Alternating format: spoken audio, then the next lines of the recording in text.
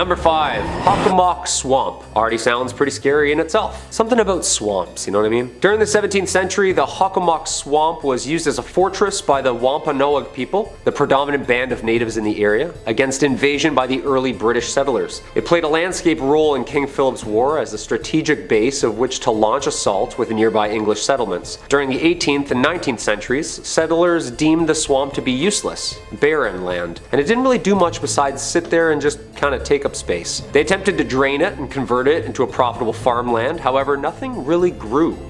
The natives of the region placed a much higher value on the swamp, however, for centuries. The first people had relied on hunting food there, riddled with fauna, and the swamp had gained an important legend and folklore among them as being a place where many things meet. They named it Havok, the Algonquin term meaning place where spirits dwell, and that's exactly what people say they do. Dwell there. What makes this swamp so haunted is the different purposes it was used for. A cesspool for bones of the fallen. Some places are just more susceptible to violence and death over the years, and that reputation of spirits lingering is what's so heavy and cold about this location. Much of the swamp served a dual purpose as a sacred burial ground as well. The Havok is occasionally referred to as the home of the Hobomok. The Wampanoag people worshipped and feared Hobomok, the chief deity of death and disease. Hobomok, composed of human souls of the dead, was known to congregate in areas like the Havok Swamp. Thus the term and lore stuck. Yep, just a giant mud monster swallowing souls. Charming. There are many stories and legends that have become associated with this swamp and are even connected to the number 1 on my list. It remains a place of mystery and fear and apparently good frog catching. Number 4.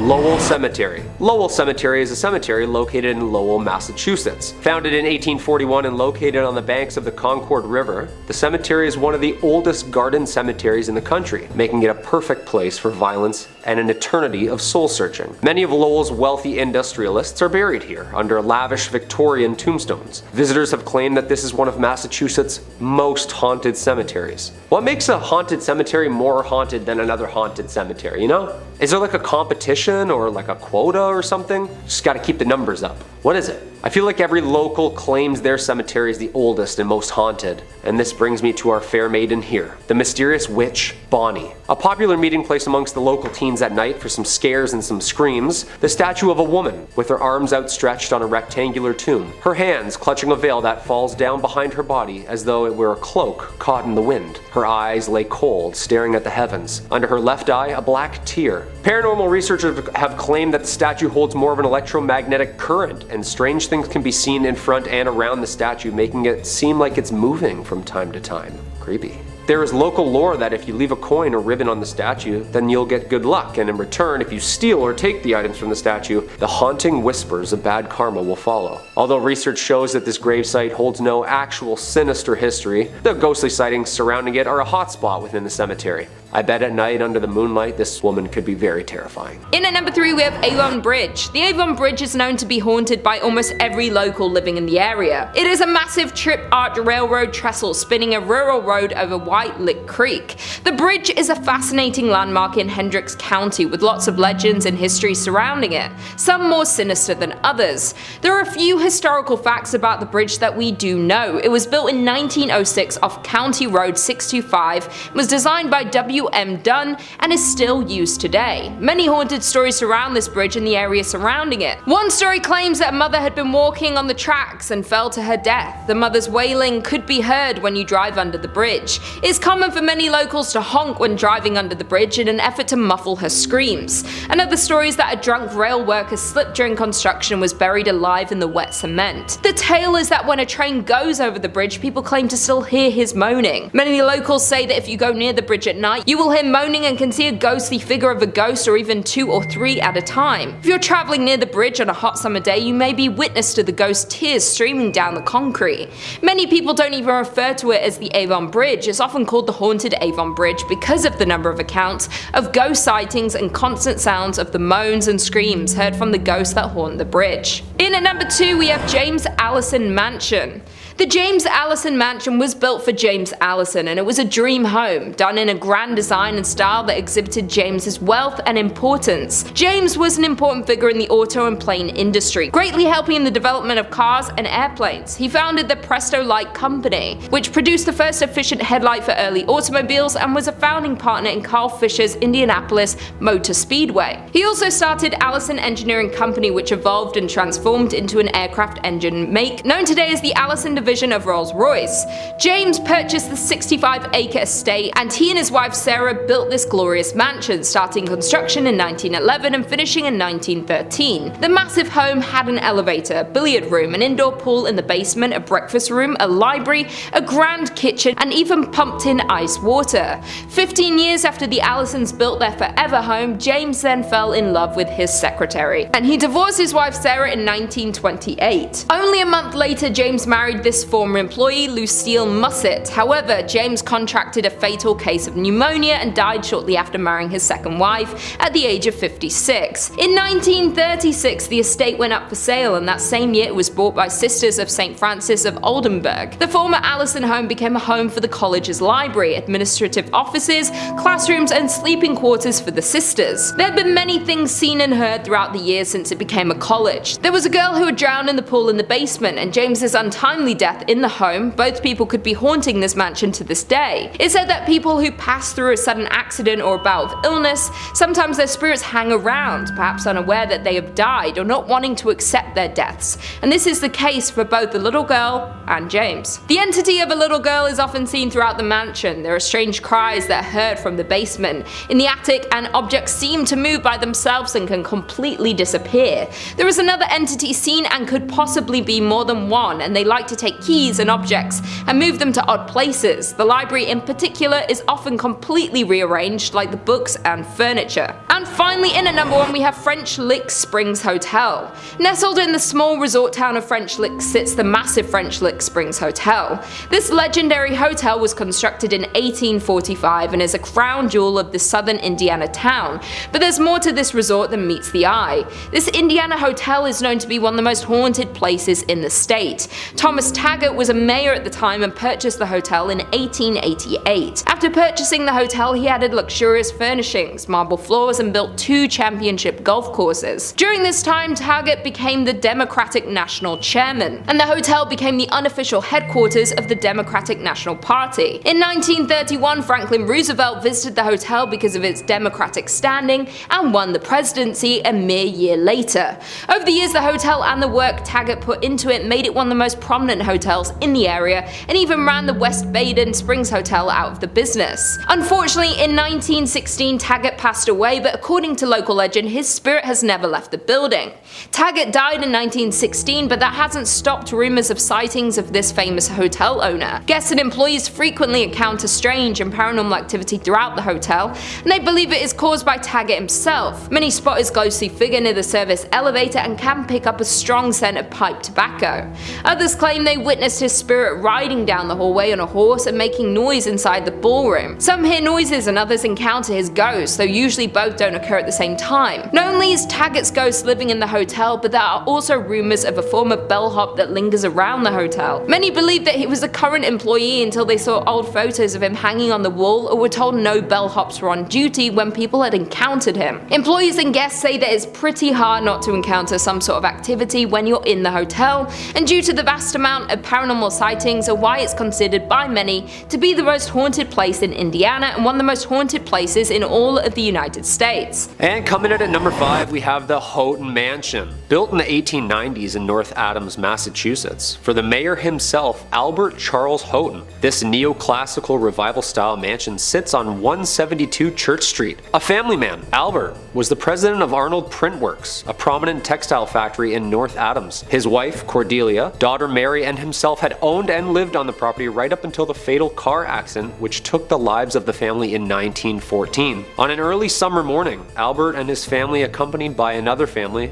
Dr. and Mrs. Dutton and their daughter, and of course the family chauffeur himself, Mr. Witters, had decided to head out into the countryside for a leisurely drive, a drive that ultimately took their lives. Unfortunately for everyone on that August 1st morning, after a steep turn, the car lost control and proceeded to screech off the road, resulting in a rolling fatal wreck. All the women in this tragedy losing their lives, with the men barely surviving from the multitude of injuries. On August 11th, just 10 days after the accident, without his wife and daughter, Albert mysteriously died in the home from what doctors think was a broken heart. It is said that 3 ghosts haunt the Hoton Mansion, including Albert himself, Albert's daughter Mary, and the driver, Mr. Witters. The mansion remained with the Hoton family until 1926, when Albert's daughter Florence and her husband sold the building to the Freemasons. This is when the spookiness really started happening. Through its multitude of use throughout the years, additions to this historic site were added on by the Masons, using it for ritual and spiritual purposes, making this story even weirder. Over the years, there have been countless paranormal witnesses claiming that the ghosts roaming the halls of the basement, Mr. Witters himself, guilt-ridden with the responsibility of the crash, and Mr. Witters took his own life shortly after returning home with injuries, and residents that have stayed at the site have claimed that the manly figure aimlessly rummaging through the basement is the driver himself. Among these claims have another spirit lurking in Mary's bedroom. It is said that overnighters have witnessed multiple bright lights and auras flying around the bedroom in the middle of the night. I wouldn't even step foot into this house, let alone set up camp and spend the night. No way. The Hoton Mansion remains a tourist attraction and hotspot for paranormal goers worldwide, and to this day is one of the most haunted and mysterious sites in all of Massachusetts. Number 4. The Hoosick Tunnel. The Hoosick Tunnel, from the Algonquin word place of stones and the Mohawk word forbidden, is a 4.75-mile active railroad tunnel in western Massachusetts that passes through the Hoosick Range, an extension of Vermont's Green Mountains, and runs from Deerfield River in the town of Florida to the city of North Adams. The construction began in 1815 and ending in 1875 with a budget of $2 million, at the time the largest tunnel ever constructed, and it was later the result of taking lives of over 200 men during its construction entirety, earning it the nickname from locals, the Bloody Pit. This haunted, barren, 5-mile, completely enclosed stretch was subject to multiple accidents and deaths over the years, giving the tunnel its haunting history and reputation of being cursed itself. With the word forbidden, did the Mohawks know something that the workers didn't? Essentially, this cold, underground, pitch-black hole became one of America's strangest grave sites, resulting in everything from mysterious gas leaks, dynamite explosions, roofs collapsing, and even mechanic failures resulting in a mass flood. For the past decades, there have been numerous paranormal activity witnesses who have documented strange events, from police officers to the freight conductors themselves. Some of the reports over the last 100 years included numerous farmers and wagons ending up in different areas of the railroad, missing hours of time. The farmers had claimed that when spending time around the railroad and its tracks, that memory and confusion would always set in. Some residents have claimed that they have even been chased out of the tunnel by an unexpected freight train chugging along aggressively through the tunnel like a bat out of hell, and then vanishing. Numerous ghostly figures resembling workers roam the dark tunnel, and if that isn't scary enough, some people, including hearing the echoes and screams of even the workers who were buried alive under the rock, still holding their tools, or even seeing ghostly figures in pumping chambers where numerous men tirelessly making rafts not to drown. The Hoosick Tunnel remains one of the most visited and haunted places, marking it just one of the sites you'll probably never find me at. Just in 2020, the tunnel was yet again subject to a mysterious collapse, resulting in months of repair. Yeah, I say stop fixing it and just let it be. Number 3. Boston Common. Most common fact about the Common: one of the most haunted places in Boston. That rhymed really weird, didn't it? If you're out for a walk and feel the need to brush up on your American history, then you can be sure to either see the ladies by the trees or the Patriot men rushing the battlefront. Well, what's left behind from them at least. The Boston Common had a multi-purpose identity through the centuries. Originally as a farm and then trading grounds for the British and American military, the Common was used as a camp during the American Revolutionary War. 20 minutes to load these old muskets and a lot of people dying. It was also used for public hangings up until 1817, most of which were from the large oaks, which were eventually all replaced with gallows in 1769. These grounds held weight during the witch trials and made a perfect open concept park that a spectacle could be enjoyed at. These people were sick. This place has seen its fair share of violence. The 350-year-old park is full of graves, ghosts, and gallows. It's almost impossible to know just how many bodies lay underneath the park, like a cesspool of unmarked graves from many different eras. Most buried here were low class, sick, or died in battle. Oh, and of course were hanged in front of the public. This place is home to many dark shadows, cold spots, and the occasional smell of gunpowder. Next time you're in Boston, swing by one of America's oldest and fullest cemeteries and see if you can see anything for yourself. Number 2. The Danver State Hospital. The Danver State Hospital, or also known as the Danver State Insane Asylum, was a psychiatric hospital located in Danvers, Massachusetts. It was built in 1874 and opened in 1878 on the isolated site in rural Massachusetts, which, fun fact, the judge who preceded the Salem witch trials lived on. That's bad karma already, isn't it? Despite being included in the National Registry for Historical Places in 1984, the majority of the building was demolished in 2007. At a cost of $1.5 million at the time, the hospital originally consisted of 2 main center buildings with housing for the administration, with 4 radiating wings on each side. The outermost wards were reserved for the most hostile patients. This was a prominent location where medications were being tested by the government, and the favored lobotomy was being fleshed out. When shock therapy failed to control the population, lobotomies started, and in 1939 the population of the hospital swelled to almost over 2,400 patients. A total of 278 people died at the hospital that same year. Neurology experts often call Danvers the birthplace of the prefrontal lobotomy. Ouch. Visitors to the hospital during these years reported lobotomy patients wandering around staring blankly at nothing, unaware of who they were or what they were doing. Large budget cuts in the 60s played a major role in the progression of closing the Danvers State Hospital, and with nicknames like Hell Hill Hospital and Lunatic Asylum, the hospital began slowly closing its facilities by 1985. The original hospital wards were closed and abandoned soon after. During the 80s, reports began to filter out of the hospital about missing teenage patients. The stories of ghostly figures and shadows in the windows were thriving. Are the ghosts of the lobotomized patients still aimlessly walking the realms of this now demolished hospital?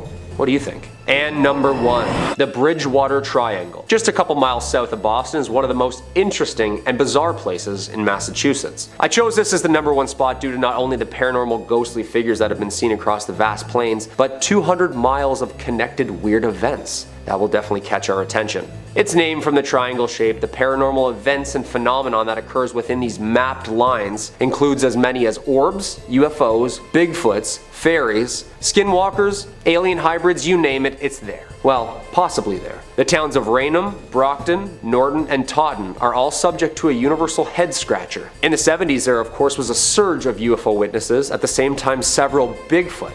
Huh, that's interesting. Massachusetts just keeps getting stranger and stranger, doesn't it? Huge humanoid creatures, motherships, and landed UFOs have also been spotted and reported within this 200 square foot mile radius. Do you think this place is like a Skinwalker Ranch type of place? Maybe some motherships are trying to just reconnect with the Wi-Fi upstairs?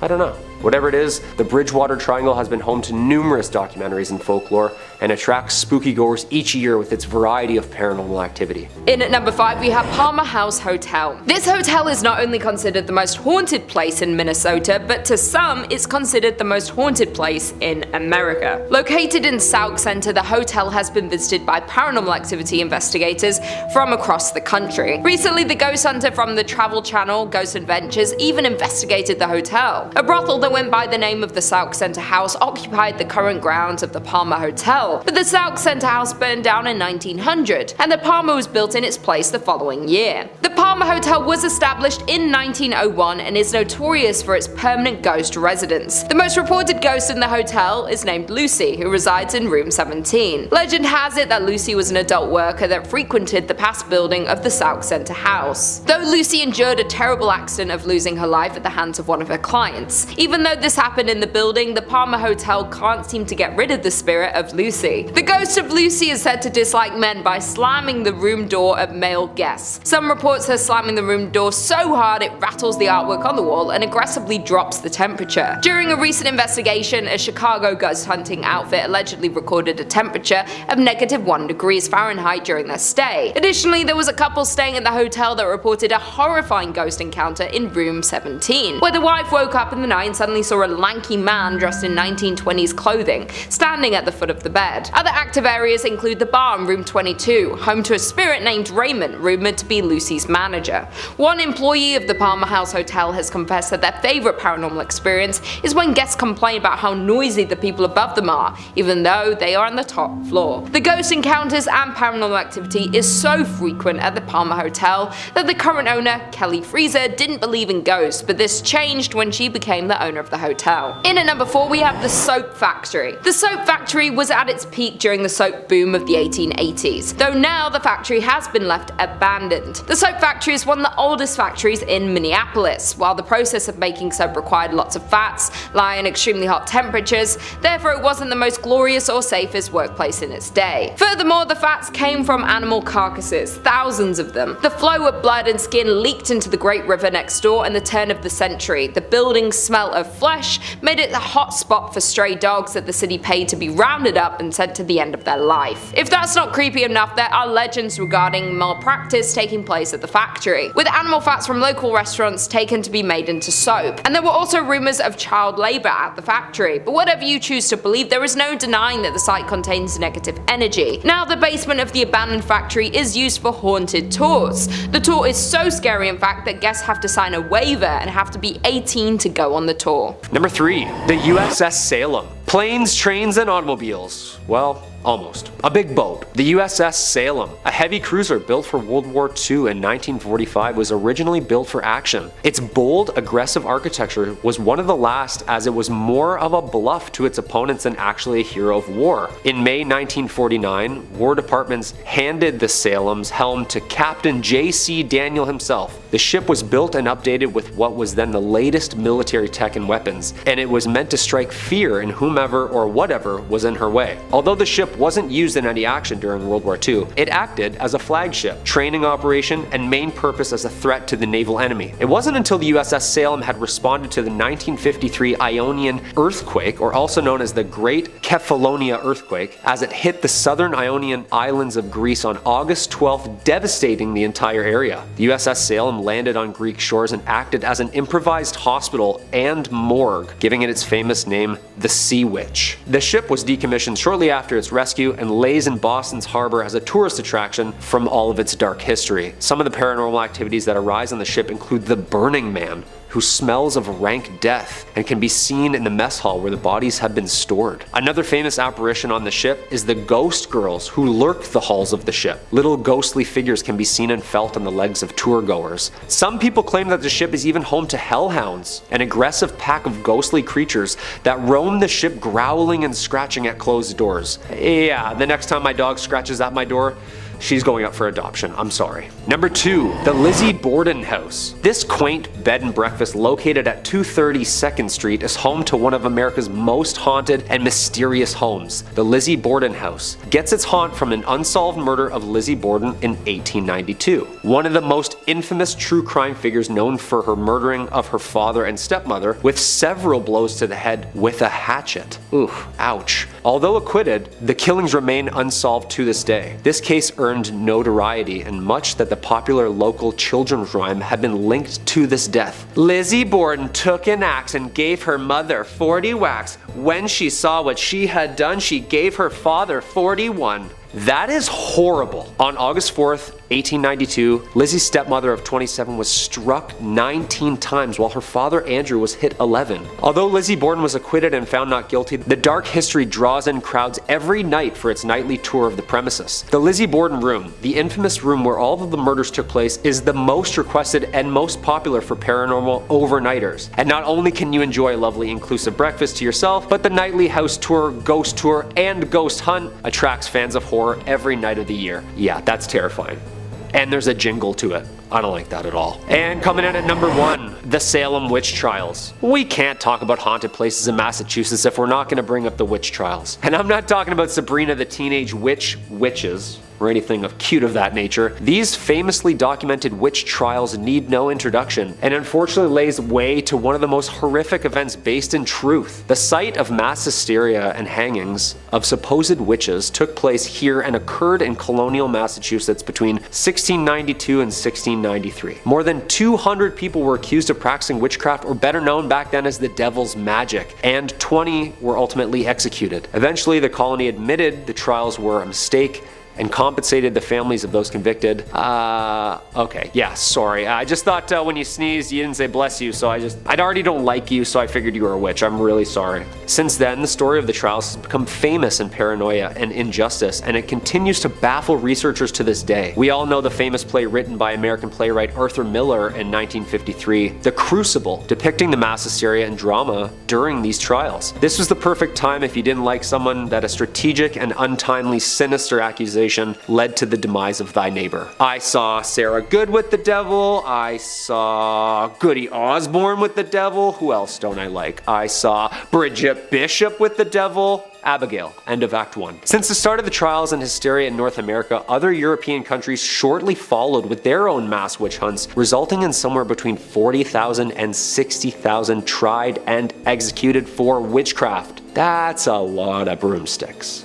The Salem Witch Trials of Salem, Massachusetts is still one of the world's biggest hotspots for mystery and paranormal story. In at number 5 we have Whispers Estate. The Whispers Estate was built around 1894, and between 1899 and 1901 is when Dr. George and Sarah White moved in. George was a successful physician and ran his practice from their home. The two adopted many orphaned children, and unfortunately several passed away in the house over the years. Some of the children they took in were troubled. Many of them passed away in the bedrooms and other areas of the home, and even some of Dr. White's patients have been said to have also passed while in the home. Dr. White practiced in the home for over 25 years, so it's probable but unknown how many over the years had passed in the home. In the early 2000s, the home underwent renovations and a lot of bizarre activity began. Many claim that lights would flicker on and off, footsteps would be heard stomping around on the second floor, and as time went on, the activity escalated. To this day, people reserve time to come and experience all this paranormal activity and are encouraged to write down any experiences they had while in the home, and these accounts are posted to the Whispers Estate's official Facebook page. You can go through the page and find creepy photos people have taken that show demonic figures, ghost-like creatures, and even orbs. It's also pretty common for the guests to be scratched up by unseen fingernails or touched by an unseen hand. The estate earned the Whispers moniker after the numerous guests that experienced somebody whispering in their ear, somebody they couldn't see. Due to the amount of people who have passed at the home in its early days, it's like there are a number of different spirits that haunt the estate to this day. The Whispers Estate is known as the 4th most haunted house in the United States, but many who have visited believe it to be the most haunted house in the entire country. In at number 4 we have Rhodes Hotel.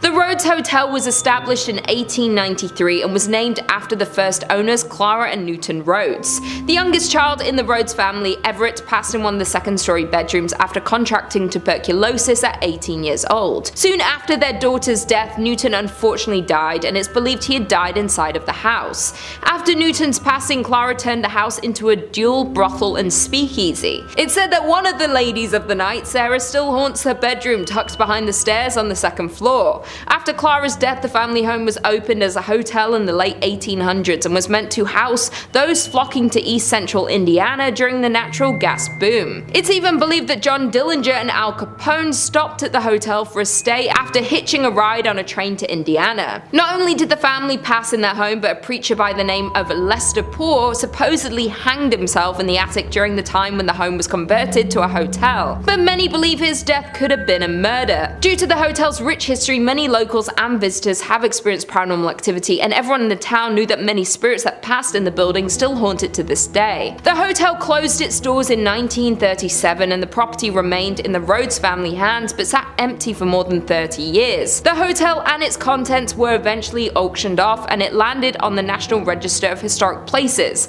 and the hotel saw 3 owners before the Haleys took it over for restoration. The Rhodes Hotel was purchased by Clint and Linda Haley in 1995, and they heard rumors about the haunting of the hotel, but this didn't faze them. They were more worried about the work they'd have to do to restore the home. The Haleys claim that they didn't encounter any paranormal activity, but many find that hard to believe. The hotel was up for sale again in 2017 when a man by the name of Couch took it over for his charity. Couch had launched the Lost Limbs Foundation 4 years earlier, which raised funds for prosthetic limbs for children. To this day, Couch's charity has owned and run the hotel. Not only had it been named among Indiana's most haunted places, but the hotel is consistently booked for private and paranormal investigations. The overnight investigation tickets can get up to $200, and this hotel attracts people from across the country. There have been many investigators that believe believe there is extensive activity in this old hotel, and people have captured a figure-like shadow moving across the living room curtains with the use of night vision cameras. Most commonly, people hear whispers and the second floor creaking when no one is inside. Unlike the Haleys, Couch said he's seen and heard supernatural happenings in the hotel since moving onto the property in 2017. He's heard footsteps on the staircase, the property camera has turned off randomly,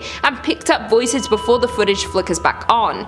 Once, while hosting an investigation, Couch said he witnessed one of many Victorian dolls left behind from a previous owner jump off of its chair. In at number 3 we have First Avenue. Located in downtown Minneapolis, the building, which is now home to this nightclub, has a rounded front, is painted black, and has white stars on its sidewalls with the names of many of the musical talents who have done shows in one of these 3 event rooms found inside. Before it was famous for being a nightclub, the First Avenue was a Greyhound depot. The First Avenue legend has to do with the building's former self, the great Art Deco Greyhound bus center that opened on 7th Street in 1937. The story goes that a young woman went to the station to meet her boyfriend who was returning home from World War II. When she was informed that he had died in combat, she ran into the restroom and ended her life due to heartbreak. In recent years, multiple First Avenue staffers have reported seeing a ghost in the washroom. The ghost has been reportedly described as a woman always in a green army jacket and sometimes seen dancing at the club along with other ghosts. Legend says that many homeless people died in the bus station as well, and they can be seen dancing with the women. There have been reports of another spirit haunting the nightclub. The staffers nicknamed this spirit Slippy, while this particular ghost is said to make a balloon appear from nowhere which then floats up and down the staircase on its own. Dave Schrader, paranormal investigator, visited First Avenue to assess the paranormal activity in the building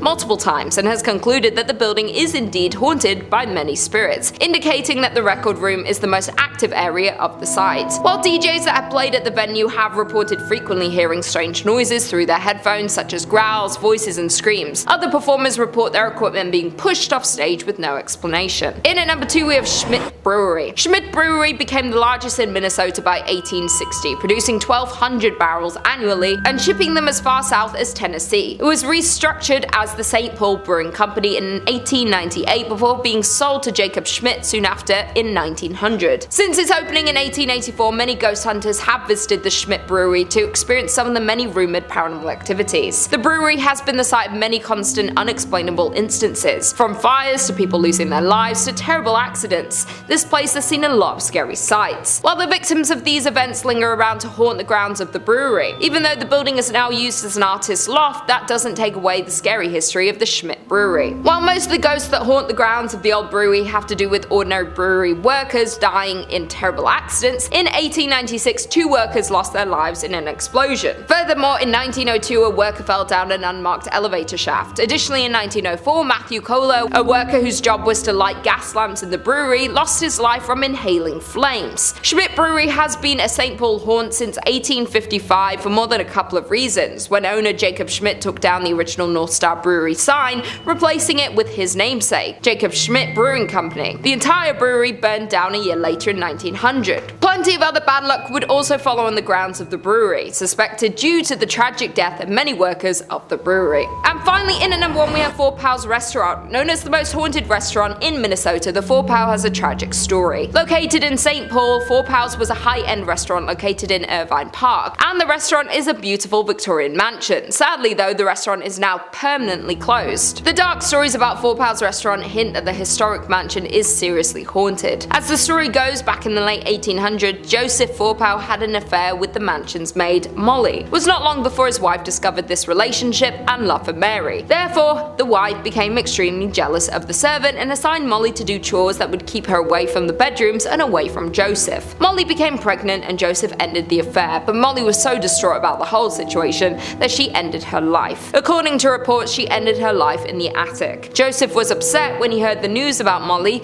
that he figured he could not stay in the house where his beloved died. One day he went out for a walk and ended his life as well. Since then, restaurant guests and employees have reported creepy sightings of a woman dressed in 1800s attire, lights turning off and on by themselves, and strange noises coming from the attic. In one case, the disturbances were so chaotic that it led to an investigation by the St. Paul police, whose canine dog refused to enter the attic. It is said that Joseph and Molly both haunt Four Pals, but many guests have said Molly is more active spirit. People say they have seen the two walking around the dining area, but Molly bangs on walls and smashes glasses. Some people say they can smell her lavender perfume. That being said, Mr. Fourpal is also sometimes seen, and his ghost has been reported wearing a dark waistcoat, silk vest, pinstripe trousers, and a derby hat. He can be seen going to the basement, at which time the lights flicker and shuffling noises are heard. He roams the house and has been caught on film many times. The former staff of the restaurant have also reported on many occasions when they would go floor by floor turning off lights as they close down for the night. Then when the staff members get in their cars to leave, they'll notice the top floor light is on. Nevertheless, if the restaurant is haunted, the story of Mr. Fourpow and Molly is one of the most devastating to date. Number 5 on this list is Woman Hollering Creek.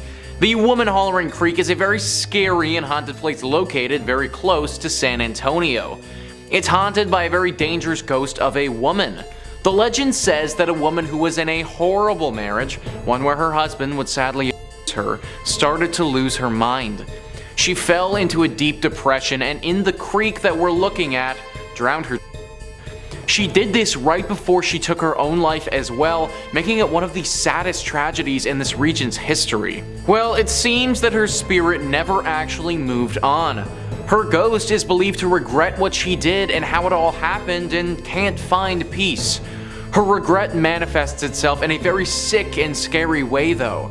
She misses her children, and it's believed that if a child is by the bank, she will grab them and bring them down to the bottom of the creek with her to be her friend.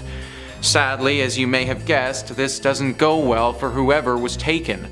This is why parents warn their children about going near this place without their supervision.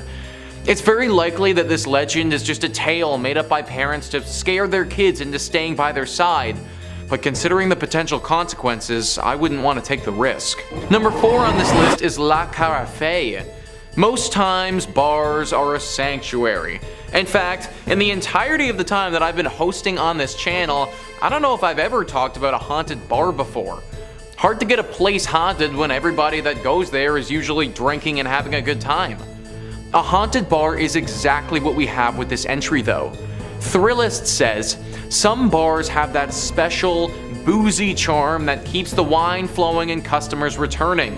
For La Carafe, however, their popularity lies within their infamous ghost sightings and architectural ode to the French Quarter.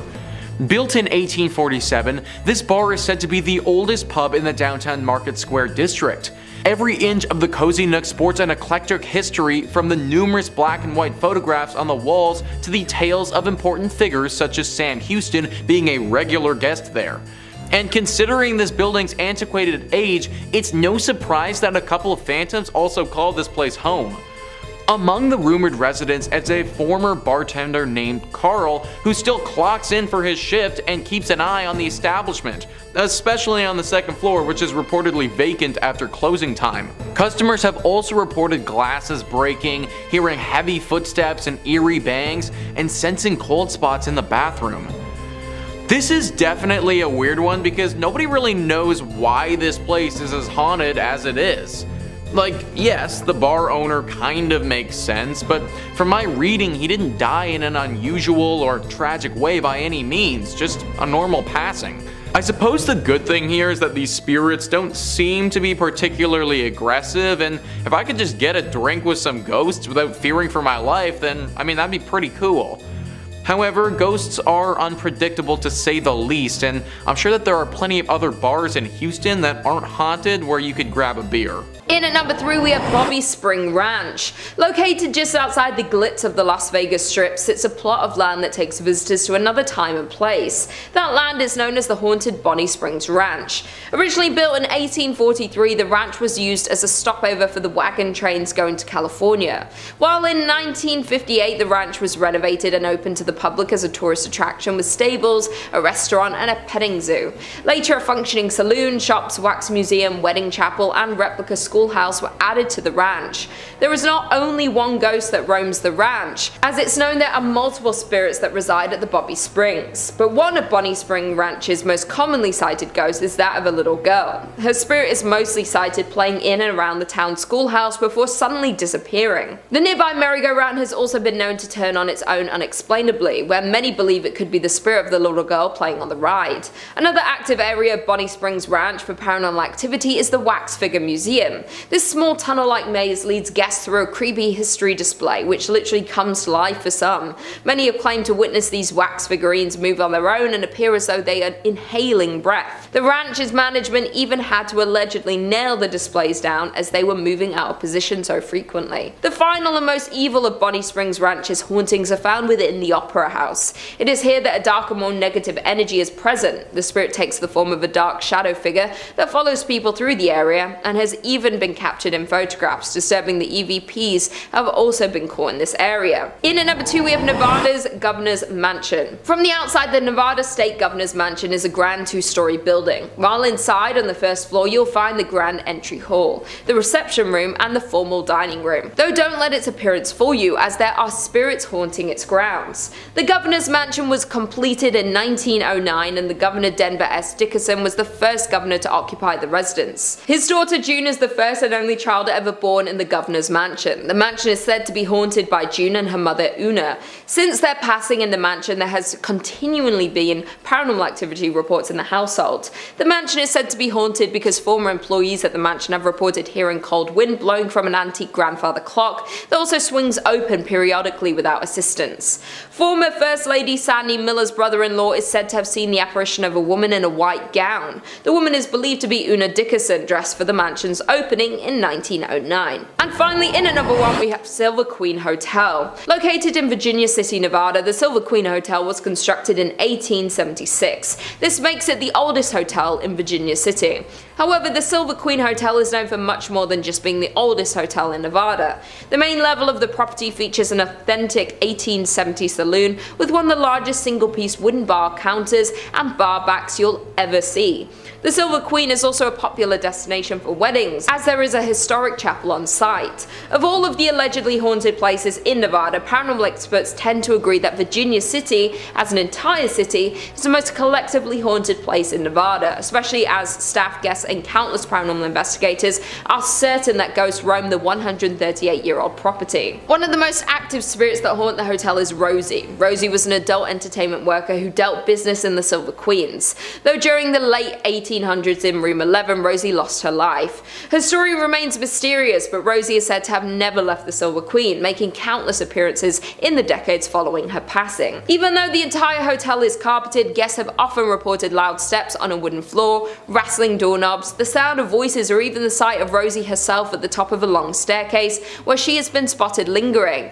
Other visitors report on TripAdvisor and Yelp describing the loud noises at night and an unexplainable sense of eeriness. One guest had a more terrifying encounter in the hotel as they described getting chased down the hallway in the middle of the night by a ghost. Coming in at number 5 we have Mispah Hotel. Named after the Mispah mine, the hotel was opened in 1905. The hotel is considered a historic beacon of central Nevada's mining boom that came and went and left behind a trail of ghost towns, and is located between Las Vegas and Reno in Tonopah, Nevada, which has a population of around 2,000. Due to it being originally opened at the height of Tonopah's silver boom, it hosted celebrities and wealthy investors. The famous celebrities that have been linked to the hotel are Howard Hughes, Jack Dempsey, and Wyatt Earp. Additionally, at the time it was the tallest building in Nevada and was one of the first luxury hotels in the state.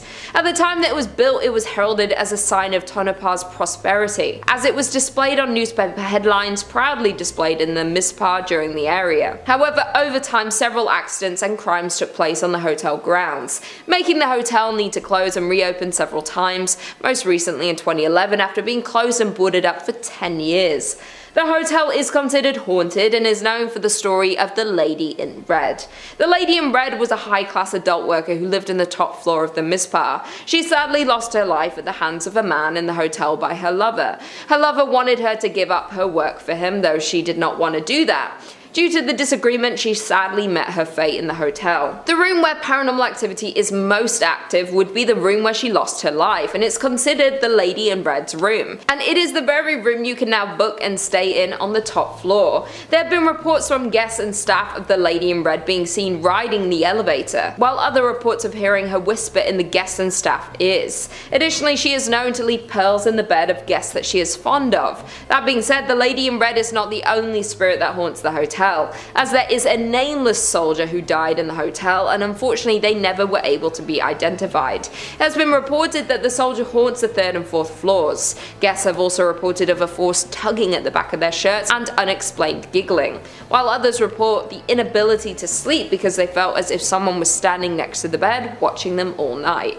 The Mispah Hotel has been named the most haunted hotel in America, and for a good reason. In at number 4 we have Goldfield Hotel. Located in Goldfield, Nevada, you'll find the Goldfield Hotel. The hotel opened in 1902 and formed a large crowd of visitors and guests in its early years of operation. In its early years, the Goldfield Hotel was visited by politicians, bankers, and gunslingers. Built in the heart of the town, the Goldfield Hotel was one of the most sought out buildings in Goldfield and was known as the finest hotel between San Francisco and Denver. The man behind the hotel was George Wingfield, a successful and wealthy banker, mining magnate, and joint owner of the booming Goldfield Consolidated Mines Company. However, as with many boom towns, Goldfield's mines eventually dried up, causing the population and stream of hotel guests began to dwindle. The hotel went through a series of owners, from private owners to the US Army during World War II, and now is owned by Red Roberts' son. The Goldfield Hotel was once the most spectacular hotel in the state of Nevada, but today operates under a different notion as one of the most haunted places in Nevada, if not the entire United States. The most known ghost story is of a woman named Elizabeth, who was speculated to be George Wingfield's mistress. Elizabeth became pregnant with Wingfield's child, and to protect his marriage, George paid her to stay away, though he grew fearful that he would get exposed for cheating on his wife. Therefore, George ultimately locked her in room 109 throughout her entire pregnancy. Wingfield fed her food and water to keep her alive until the child was born, but then Elizabeth disappeared altogether and was never to be seen again. Many guests touring the Goldfield Hotel have claimed to see Elizabeth's ghost, and some even claim to hear crying, notably calling out for her child. George's ghost is also said to haunt the hotel, with guests reporting to the lingering smell of cigars and ashes being left on the floor. Those aren't the only ghosts that haunt the Goldfield Hotel, as other spirits of those who lost their lives on the grounds of Goldfield have been reported to be seen lurking in the halls and lobby of the old hotel. Number 3 on this list is the Driskill Hotel. This hotel is located in Austin and has a very haunted history. Thrillist says, you might not think the Driskill is haunted based on its clean and recently renovated interior or its brief, stunning appearance on AMC's Texas-brimmed drama, The Sons, but it's loaded with plenty of stories that keep even the most adventurous guests running from these historic halls. Consider the girl who fell to her death down the grand staircase, the brides who killed themselves in the bathtub of the same room exactly 20 years apart, and the reports of Colonel Jesse Driskill checking on his hotel, cigar still lit in his mouth. These spirits have haunted many people throughout the years of this hotel's operation. So many reports of sightings and feelings of presences have been had. Lots of people say that they'll feel someone over their shoulder, touching their hair, or a hand on their back, but when they turn around they don't see anything at all. A few rooms in particular have had some stark temperature changes happen to them, so much so that people have had to request to change rooms because it got so cold. Some people have even reported seeing an orb of light floating around the stairwell, never getting close enough to a person for them to touch it, but seemingly tempting them with its presence. This is your classic haunted hotel, and it checks all the boxes as being one of the most haunted spots in Texas. Number 2 on this list is the AI Engineering Building. Now these days when somebody says AI, you automatically think of artificial intelligence, but that's not actually what this AI stands for. It actually stands for Animal Industries. Texas Highways says in 1959, Roy Simmons, foreman of the meat locker in Texas A&M University's old Animal Industries building, was performing a bit of a routine butchery on a slab of bacon. As he was cutting toward himself, the knife slipped in his hand, stabbing his leg near the groin. The blade cut open his femoral artery. His assistant, who'd stepped out for a moment, returned to find him bleeding out on the floor. An ambulance was summoned, but in vain. Simmons died before he could be removed from the building. Sim's death was a tragic accident, but it doesn't take much for a tragic accident to take on a more ghostly cast. In the daytime, we never thought much about any ghosts or strange occurrences, says Jeffrey Saville, a Texas A&M professor who was an undergrad and grad student in the 1970s. It was the nights when we were in the meat laboratory conducting research, usually by ourselves, that one would hear strange noises or feel like you weren't alone. Over the years, Saville says, students and custodians working in the bowels of the building have reported invisible footsteps, strange noises, and objects scattered far from their original resting spots. Saville attributes many of the stories to the natural spookiness of an old building and noisy machinery such as the elevator and the refrigeration compressors. A series of renovations of the building have turned the site of Sim's accident into an office space. Whether or not Sim's ghost roams the hallways, Saville says, one thing keeping his memory alive is the lesson offered by his death. It became a precautionary tale each semester as we visited with students about safety and meat cutting. It gets their attention when you tell them that somebody lost their life because of a knife accident. And I imagine it also gets their attention when his literal ghost is haunting them as they try to learn. If you're big into animal industries, then maybe look at some other schooling options before settling in on Texas A&M. And finally, number 1 on this list is Goatmans Bridge. Now, this bridge isn't the greatest of all time like the name might suggest. In fact, it's probably one of the worst bridges of all time based on how freaking haunted it is. It was built back in 1884 and initially was used as a very popular spot to move cattle across. Over the years, a tragedy struck this bridge that has it being haunted by a dark and demonic spirit. It's a sad story where a colored goat farmer was murdered by some Klansmen on this bridge many years ago. It's believed that the demonic spirit that haunts this place now is that of this goat farmer who was horribly wronged back then. Locals around this area do not go over this bridge at nighttime unless they really have to. So many sightings have happened over the years where people will go over the bridge and be met on the other side by said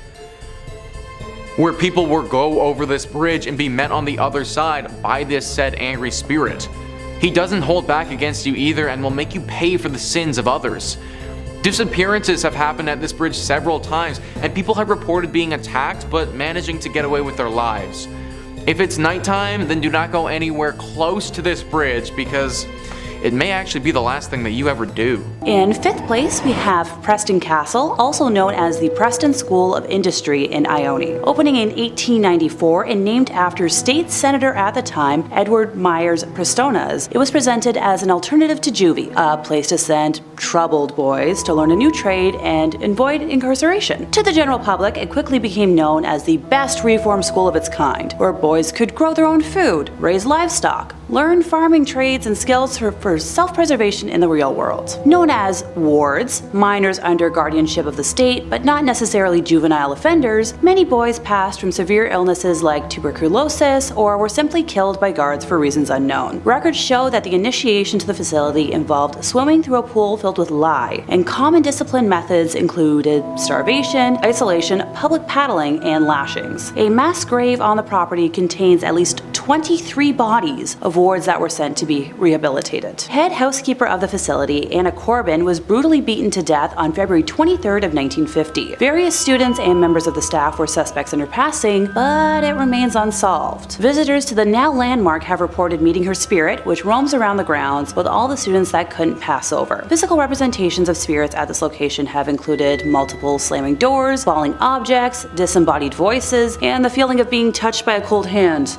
All common pranks that are meant to terrorize and discombobulate. In 4th place, we have the Los Coches Adobe in Soledad. Before the establishment even broke ground, back when the area was used primarily for mining, over 30 miners perished in a soil collapse, and visitors to the area have since reported hearing their cries for help from the now abandoned mine shaft, while feeling pressure on their chest and back as if they were being buried alive. The adobe itself is located on the side of Highway 101. the building being originally built in 1843 to be used as lodging for workers in the area. Between 1872 and 1886, Soledad served as the terminal station for the railway that connected to San Francisco. Legend says that the owner of the inn was responsible for ending the lives of multiple folks who stayed there, especially near the end of the inn being in use, by entering the rooms as they slept and slitting their throats before stealing their riches in an attempt to keep the inn, well, afloat. Other spirits spotted on the property include, but are not limited to, a man hanging from a tree, swaying in the wind,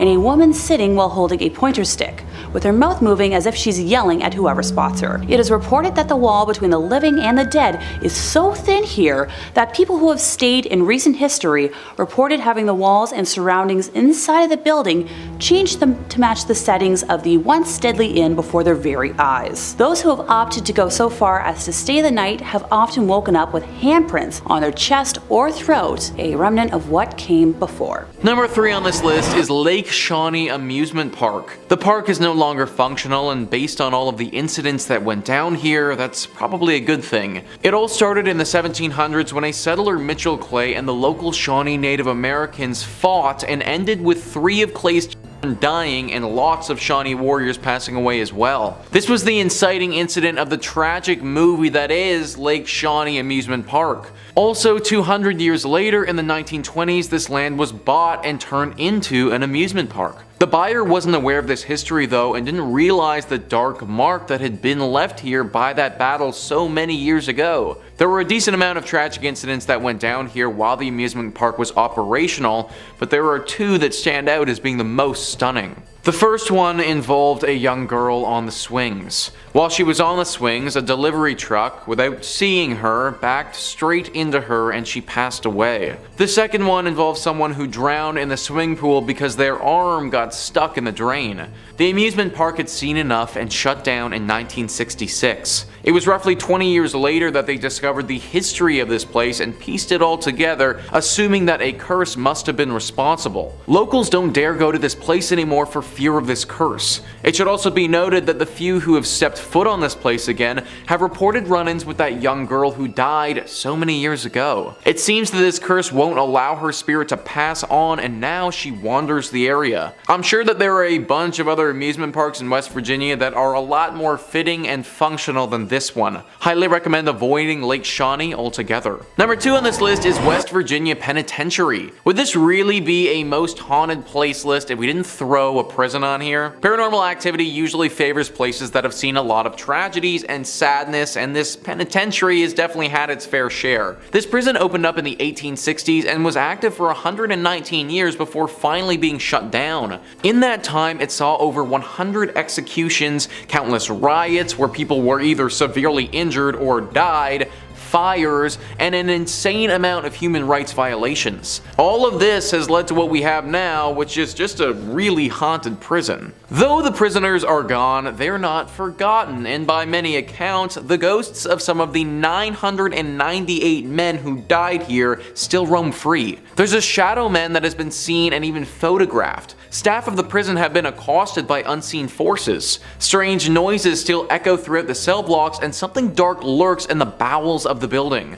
That was a small passage from Moundsville Haunted History, who are familiar with the prison. 998 men though. That's how many different individuals are thought to potentially haunt this place. That's literally a full-on ghost army right there, guys. This place must have been horrible if that many people's souls are left wandering around this space. If I was the owner of this spot, I'd do those 998 people a favor and just knock this place to the ground. Maybe then these ghosts can finally rest. And finally, number 1 on this list is Point Pleasant. This has got to be the top spot on our list, just considering the amount of lore surrounding the creature here. The Mothman. If you're watching videos on this channel, then I imagine you're already probably familiar with what this creature is, but for those who aren't, the Mothman is a humanoid creature reportedly seen in the Point Pleasant area from November 15th, 1966 to December 15th, 1967. Shayla Klein says, according to legend, Mothman is a black, 10-foot creature with wings and red eyes.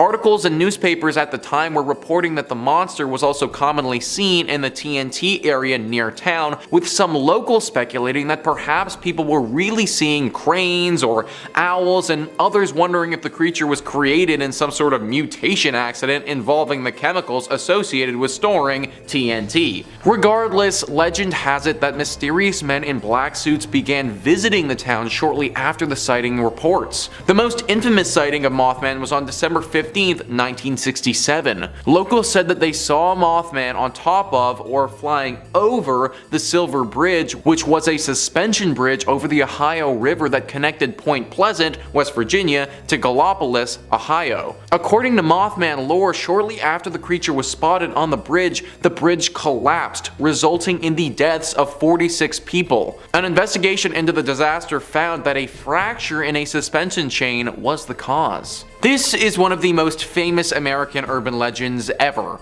The amount of people who saw this creature during this period of time, and the fact that high-ranking secret officials started to investigate it, all point to its legitimacy. It was active for about a year and then just totally disappeared though, and nobody knows what happened to it. The leading theory is that the government was able to capture whatever it was and probably took it to a secret base to study it. If that's the case, then Point Pleasant is most likely safe now, but be wary of what's flying over top of you if you do decide to go here. Number 5 on this list is Abbey de Mort. This abbey is located in the French town of Mortimer in the Normandy region and has a deep history to it. In the mid-1500s, this was a prosperous area filled with a bunch of monks. It was a growing town that was one of the most successful in the region.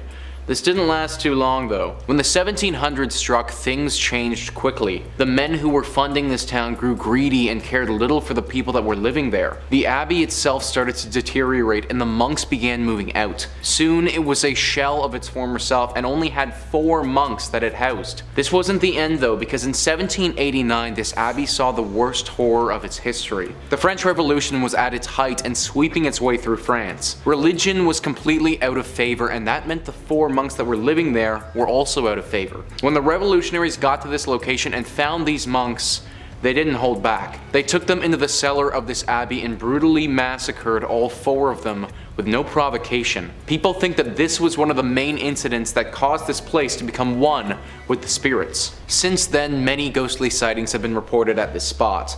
One of the most famous stories was in World War II. A British paratrooper landed in the forest nearby and was spotted by the Germans.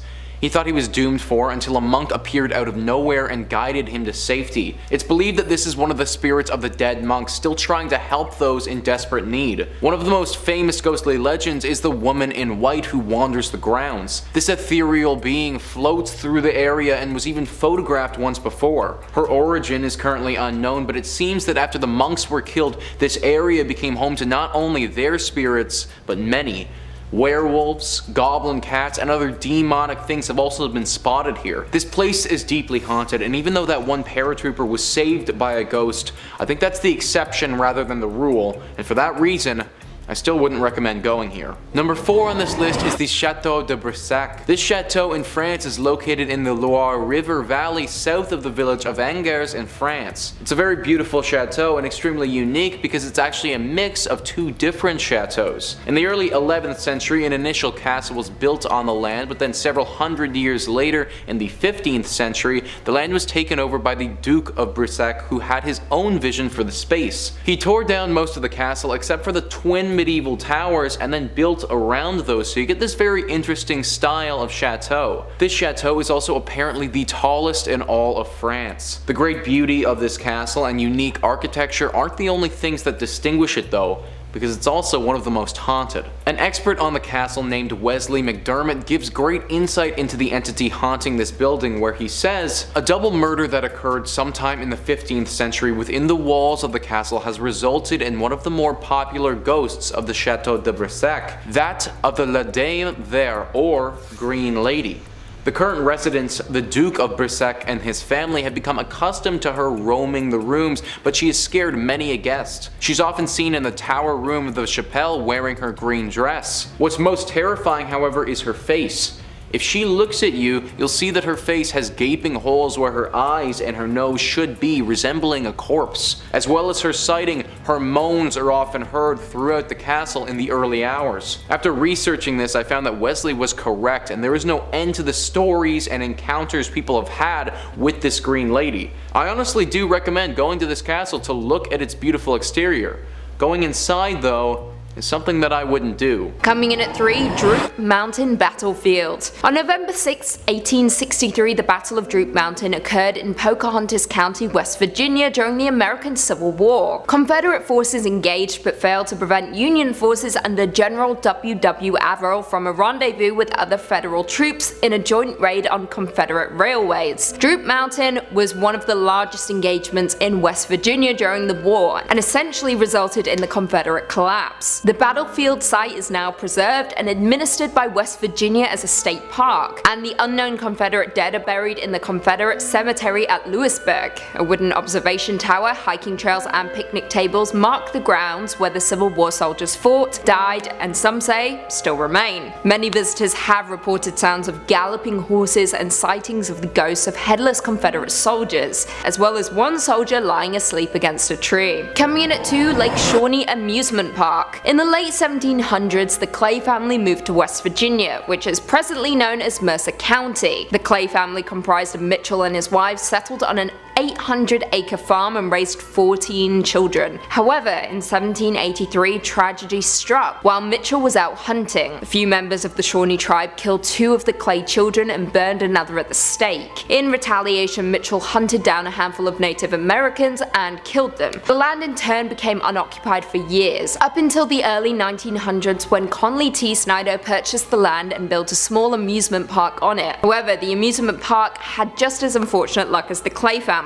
The park featured a Ferris wheel and a swing ride and was popular among locals, particularly families of coal miners who resided in the area. In the early 1950s, a young girl on the swing ride was killed when a truck delivering sodas accidentally backed into the ride, striking her. Another child also drowned in the swimming pool, which was subsequently filled in to prevent further accidents. During its operation, at least 6 people died at the park, which resulted in the park ultimately closing in 1966. In 1985, Gaylord White, a former employee of the park, purchased the land with plans to reopen it. It happened for a brief period, that is, before the park closed again after a 1988 archaeological dig uncovered numerous Native American artifacts, as well as human remains on the property that had been buried prior to the arrival of the Anglo-European settlers. In total, 13 skeletons were uncovered, mostly of young children. Perhaps the property is cursed, or perhaps it's just a series of unfortunate events. Who knows? But one thing is for sure, it is one of the most haunted places in the entire world. And finally, coming in at number 1, the Trans-Allegheny Lunatic Asylum. The Trans-Allegheny Lunatic Asylum, also known as the Western State Hospital, was a Kirkbride psychiatric hospital that operated from 1864 to 1994 by the government. Originally built by Richard Andrews, it was constructed from 1858 to 1881 and was originally designed to hold 250 people. However, it became overcrowded in the 1950s, with the hospital housing 2,400 patients, resulting in it being forcibly closed in 1994 due to changes in patient treatment. Following its closure, it was then purchased by Joe Jordan in 2007 and is open for tours and other events to raise money for its restorations. During tours of the facility, witnesses have reported doors slamming, shadowy figures, and even blood-curdling screams from within the building walls. The asylum has garnered such a spooky reputation, it has appeared on shows such as Ghost Stories, Ghost Hunters, Ghost Adventures, and Paranormal Lockdown. It was also featured in Bethesda's 2018 video game Fallout 76 under the name Fort Defiance and acted as a base for the Brotherhood of Steel, one of the game's main factions. Coming in at number 5, Silverbow Inn Bed and Breakfast. The Silverbow Bed and Breakfast is located in Juneau, which is the capital city of Alaska. The inn is more famously known for its bakery that was founded in 1898 by the original owner Gus Messerschmidt. This is the oldest bakery in Alaska and some say it is the best. Although people travel from far bar to taste the treats and the bakers, there are reports of paranormal activity in the inn above. The original owner and founder of the inn reportedly still haunts the premises. The story goes that the owner loved his bakery and inn. He spent his whole life dedicated to creating the finest bakery. From the day it was built, he spent all of his time here. He loved welcoming the customers and ensuring everyone enjoyed their stay. Inevitably, having spent all of his time at the inn, he was here when he passed away in 1938. He was so dedicated in life, it seems his soul was tethered to the place in death. Since he passed away, guests of the bakery and inn have reported a lot of paranormal activity. The most commonly reported sighting is of Gus opening his shop early in the morning. People have seen a figure matching his description walking around the halls as he once did to prepare for his day. This is not the only thing that guests have noticed. Some people have reported knocking on their bathroom door. When they go to investigate who it is, there is no one there, but they have a feeling of being watched. Many believe this is Gus checking up on the guests. He also wanted to ensure everyone staying there was happy, and people believe this is a sign that he's still checking in on the guests today. Coming in at number 4, the Hotel Captain Cook. The Hotel Captain Cook, located in Anchorage, is notorious for its paranormal spirit, which has been nicknamed the White Lady. People often take ghost tours of the hotel, hopeful of a chance to meet this famous spirit. Although the origins of the ghost are mostly unknown, from her behavior it appears she passed away in the women's bathroom, or at least in the area which may have been home to something else before the hotel was built. The locals explain how she is bound to this place and is unable to pass on. She could possibly be cursed, as she seems distressed about her situation. Since the hotel opened, there was a lot of paranormal behavior in the area. She would break the glass of the mirrors in the ladies' bathroom or swing open the doors to scare those inside. The hotel management had to step in when one guest used the bathroom stall located at the very end of the ladies' room. While in the stall, she felt something fall around her neck and start to get tighter and tighter. The woman panicked and ran from the stall. As soon as she left the cubicle, the sensation stopped. Since then, the bathroom has been bolted shut as to stop this from happening to anyone else. She does seem to be mostly contained to this stall, but there are still paranormal happenings. Lights turn on and off on their own. No one has been hurt since the spirit was locked away, but I would still stay far away from this hotel. Unless you're looking for an angry spirit, this is a hotel that should not be on your list of destinations to visit. Although, my parents were there and it's fine, you know. They're Gucci gang. Number 3 on this list is Grès-les-Bains. This is a commune that is in the southeastern part of France. The reason why this town is so haunted is because of all the conflicts that have taken place there over the years. If you name any significant war that has happened within France, it's most likely that at some point or another, a battle was fought at this place. This has caused a lot of untimely death of soldiers and also the civilians who were living there. All of this death has left some spirits behind and made it so that this town is deeply haunted. Even though this is a town, the area that is most haunted seems to be located close to the castle at the top of this town. The reason that I say at the top is because this is a mountaintop village, and the way that this town is laid out has the castle right at the zenith. Therefore, everything is cascading down from this haunted castle that towers over the rest of the residents. There isn't one ghost who lays a rule to this town, but a collection of ghostly spirits. It's said that if you walk around the castle at nighttime, then many voices will start to speak out of thin air. Shadows will dance on the walls as if someone is around you, but once again there'll be nothing. People also report having a deep sense of uneasiness when they're in this area and feel unwanted. The ghosts here don't sound as dangerous as some of the other ones, but I still don't recommend checking this place out. Number 2 on this list is Chateau de Blain-de-la-Tour. This is a castle that is located directly in the village of Blain-de-la-Tour. This castle certainly isn't the most ornate in nature. It looks to prioritize functionality over beauty. This was largely because its main use was during the 100 Years' War, and the French wanted to make sure it wouldn't get captured by the British. This castle is very unique with its haunting. It's always haunted by one specific ghost, which I'm going to get into, but on one particular day of the year, this place goes off the rails with paranormal activity, and it's this event that has given the castle the title as the most haunted castle in all of France. At midnight on All Saints' Day, which is on November the 1st, it's said that a plethora of phantoms will fly out and circle around the tower of this castle. They will scream and wail and cause a major ruckus.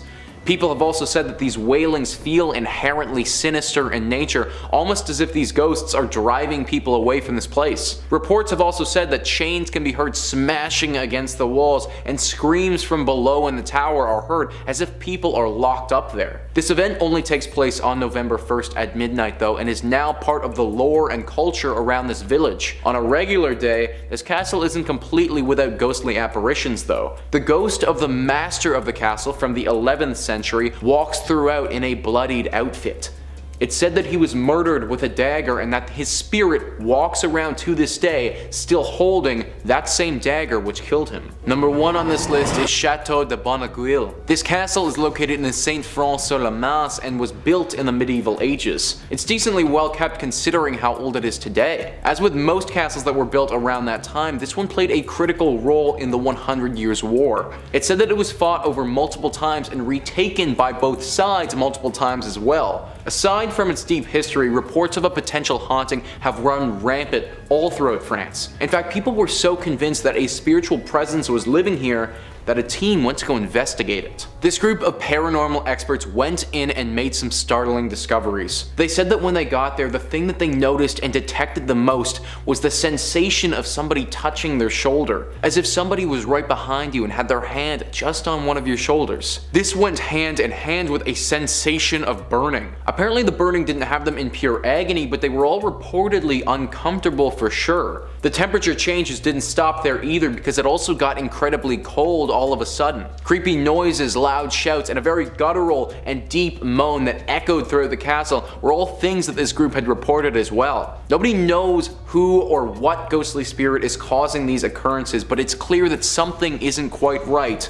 about this French chateau. Coming in at 5, West Virginia Penitentiary. Opened all the way back in 1875, the West Virginia Penitentiary in Moundsville is said to be one of the most haunted prisons in the states. The first building constructed on the site was the North Wagon Gate, which was made with hand-cut sandstone. The state used prison labor during the process, and work continued on this first phase up until 1876. Following completion, the prison consisted of the North Wagon Gate, north and south cell blocks, a kitchen, dining area, hospital, and chapel, as well as a 4-story tower connecting the 2 administration buildings. The prison also included space for female inmates and personal living quarters for the warden and his family. Once the prison opened, it housed 251 male inmates, including some who helped construct the prison where they were incarcerated. The condition of the prison worsened throughout the years, and the facility was eventually ranked as one of the top 10 most violent correctional facilities. On Wednesday, November 7, 1979, 15 prisoners escaped from the prison, one of them being Ronald Turney Williams, who was serving time for murdering Sergeant David Lilly of the Beckley Police Department. He managed to steal a guard's weapon and reach the streets, where he encountered 23-year-old off-duty state trooper Philip S. Kesner, who was driving past with his wife. Kesner attempted to take action against Williams, but he was shot in the process. The prison was home to riots, fires, and nearly 100 executions during its time in operation. To this day, visitors have reported sightings of phantom inmates and a shadow man wandering the premises, as well as unexplained voices and cold spots. You can take tours around this haunted penitentiary and even view the electric chair dubbed Old Sparky. For you brave souls out there, you can also do an overnight session if you dare. Coming in at 4, North Bend Rail Trail Tunnel number 19. North Bend Rail Trail is located in Ritchie County in West Virginia and is a favorite for hikers, cyclists, and horseback riders traversing the 72-mile long trail. However, proceed with caution if you wind up in the area, particularly around tunnel number 19, also known as the Silver Run Tunnel. History goes that on one foggy evening in 1910, an engineer spied a young woman in a flowing white dress standing on the tracks. He brought the train to a stop, but when he searched for the woman, she had vanished. He wasn't the only one to spot her either, many of his predecessors had as well. No one quite knows the origin of the woman in white, although some bones were found under a house near the tunnel. Some people say you can still spot her. Now, those who explore the tunnel are advised to bring a flashlight even during the day, with the tunnel being over 1,376 feet long, which is beyond sunlight's reach. You have been warned. In third place, time to visit the Bodie State Historic Park. Formerly a genuine gold mining town located east of the Sierra Nevada mountain range in Mono County, California, and now a national landmark, it is known as one of the best preserved ghost towns in the world. It is named after W.S. Bodie, first name unknown, but rumored to be either William or Waterman, discovered gold in 1859 in an area now known as Brody Bluff. He tragically passed in a snowstorm that same winter and was never present for what came to be. According to pioneer Judge McClinton, the district's name was changed from the proper spelling of B-O-D-E-Y to B-O-D-Y, body, and then a few other phonetic variations to eventually become B-O-D-I-E after a painter in the nearby boomtown of Aurora lettered a sign as such. You know, an accidental typo that stuck through history. While the output from the mine is largely insignificant in terms of mining history, the violence and early endings to lives tell a different story. A particularly harsh winter between 1878 and 1879 claimed hundreds of lives, with many others perishing from fallen timber and explosions underground. Bodie as a town grew to have a reputation for violence and lawlessness, and unlike other mining camps at the time, killings were daily events.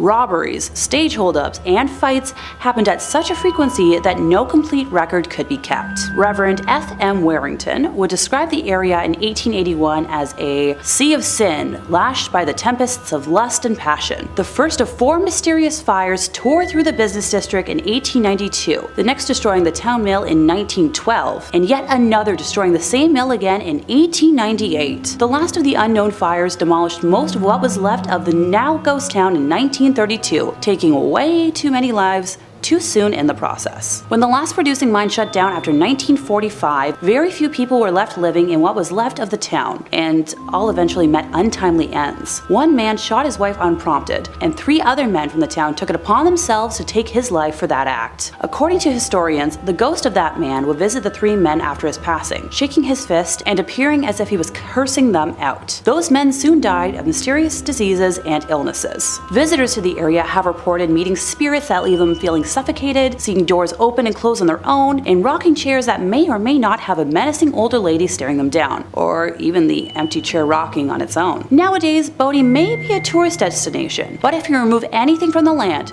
even so little as a pebble, you'll be cursed with remorse and tragedy. The park keeps a logbook of all letters and items returned to them, with each thief writing an apology note to Bodie for what was taken. The curse is upheld by the ghosts of residents past who guard against thieves and protect the town's treasures. Coming in second place, we have the Cecil Hotel in Los Angeles, which was renamed to the Stay on Main in 2011. Cited as one of the inspirations for American Horror Story, Hotel, its history includes multiple deaths by a single hand and more unexplainable horrors. The first documented end of life at the Cecil occurred on the evening of January 22, 1927, when Percy Ormond Cook, age 52 at the time, shot himself in the head while inside his hotel room after spending over $40,000 in an attempt to woo back his estranged wife and an attempt to buy happiness. The next death that was reported was in 1931 when a guest, W.K. Norton, passed in his room after taking poison capsules. Too many lives to list were self-taken at the height of the Great Depression in the 40s and 50s. In 1947, it was claimed that Elizabeth Short, otherwise known as the Black Dahlia, was spotted at the hotel days before her gruesome and unsolved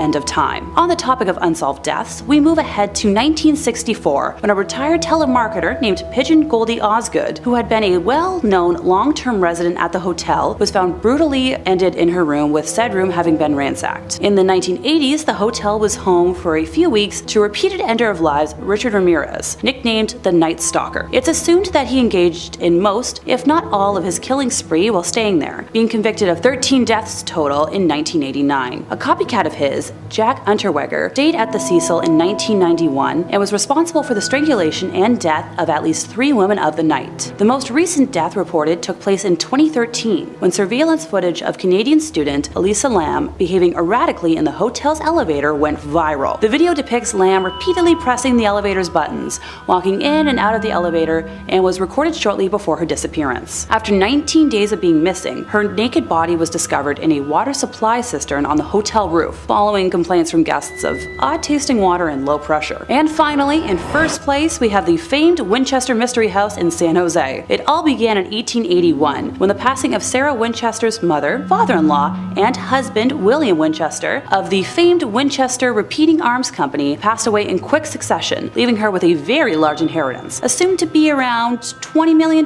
which would amount to roughly $561.6 million today, and a 50% stake in the company, making her one of the wealthiest women at the time. After living in Connecticut for the majority of her life, a combination of an arthritis diagnosis and meeting with a medium convinced her to start a new life in California. She believed her family to be cursed by victims of the Winchester rifle, and began construction on what was originally a 2-story, 8-room farmhouse, which she purchased in 1886. She and her late husband shared an interest in architecture, and after dismissing all of the architects she originally met with, decided to do all of the home planning herself. She was known to rebuild and abandon construction if anything didn't meet her expectations, which resulted in a maze-like design. It is believed that said maze-like design was mainly intended to confuse and keep spirits from harming her and what was left of her family. According to paranormal investigators Mary Jo Ignafo and Joe Nickel, the bell tower built on the property was used to summon spirits, and Sarah was known to throw lavish parties for the beings she feared in an attempt to please them. It was reported in the San Jose News in 1897 that a 7-story tower was torn down and rebuilt 16 times. As a result of her expansions, there are walled-off exterior windows and doors that lead to nowhere, along with staircases that end suddenly, and as the house grew in size, up to 5 additional levels were added to the home. When the 1906 San Francisco earthquake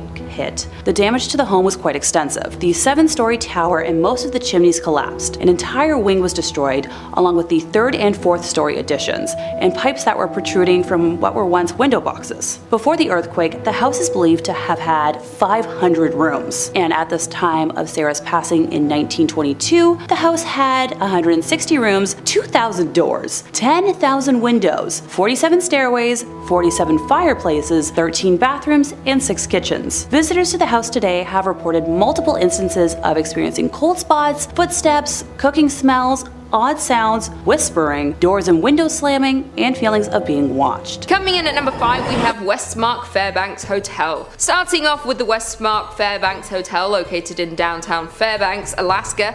This is considered to be the finest hotel in Fairbanks. It was built by the former governor Walter Hickel in 1987, but has gone through some transformations over the years, but is still considered to be a go-to stay for couples, families, and business professionals. Not only is it a hub for tourists to stay, it also intrigues paranormal investigators who believe this hotel is indeed haunted. According to locals around the area, they have claimed to see an apparition-like figure that resembles a huge man that spends the night in room 277. He likes to make himself known by pushing the beds, poking guests in the shoulder, and even ruffling up the carpets in the room. Another ghost that is often seen at the hotel is that of a little girl who is seen roaming up and down the hallways, and sometimes she is heard laughing. Also, an apparition of a male often appears in the elevator or walks around the main entrance of the hotel. Guests who have stayed at the hotel have also claimed to have seen doors opening and closing on their own. Many paranormal investigators and enthusiasts are currently exploring this so-called haunted hotel, so more about their findings should come out in the near future. So if you plan on exploring this haunted hotel, please proceed with caution and get on the internet and share your findings to other ghost enthusiasts. Coming in at number 4, we have Gakona Lodge and Trading Post. Gakona Lodge and Trading Post is located in the Cooper River Valley in south central Alaska and is the oldest roadhouse in operation in the whole state. So you know that it has a lot of history and stories from locals and people who've stayed at the lodge. Jim Doyle built the lodge, an ice house and a storage shed in 1904 and was named Doyle's Roadhouse. The original buildings still exist on the property today but are no longer in use. Before selling the lodge in 1912, there are rumors that a notorious serial killer known as the Blueberry Kid even stayed at the lodge. Between the selling of the lodge in 1912 to about 1920, the lodge went through many different owners until a Norwegian man and his wife bought it, until selling it once again in 1976 to Jerry and Barbara Strang, who were among the first owners to report paranormal activity on the property. Barbara had a strange event happen when some of the kitchen workers had actually tried to contact a spirit in the lodge when the power just suddenly went out. Yes, the power did sometimes go out in the lodge because of the harsh weather, but Barbara definitely believes that this time it was in fact the work of the paranormal. Another story is about a man named John Paulson who would frequent the lodge not only as a customer but also a business partner as well. John always stayed in room number 5, and to this day people report hearing stomping coming from that particular room. John was an avid smoker, and stories from people that stay at the lodge today say they can always smell tobacco coming from room 5, even though there has been a no smoking policy at the lodge for almost a decade now. If you are brave enough to visit this paranormal lodge, you could even ask to stay in room 5 and maybe be able to hear the stomps and smell the tobacco. Number 3. The Driskill Hotel. The Driskill Hotel is another shining spot in the state, said to be a hotbed of paranormal activity. Lone Star State, Lone Scare State, more like. With how many ghosts are said to live in this place, it's hard to imagine that you'd even be able to get a free room. One of the more notable ones is the owner, the cowboy Jesse Driskill himself, who built the place originally. Shortly after the hotel's construction,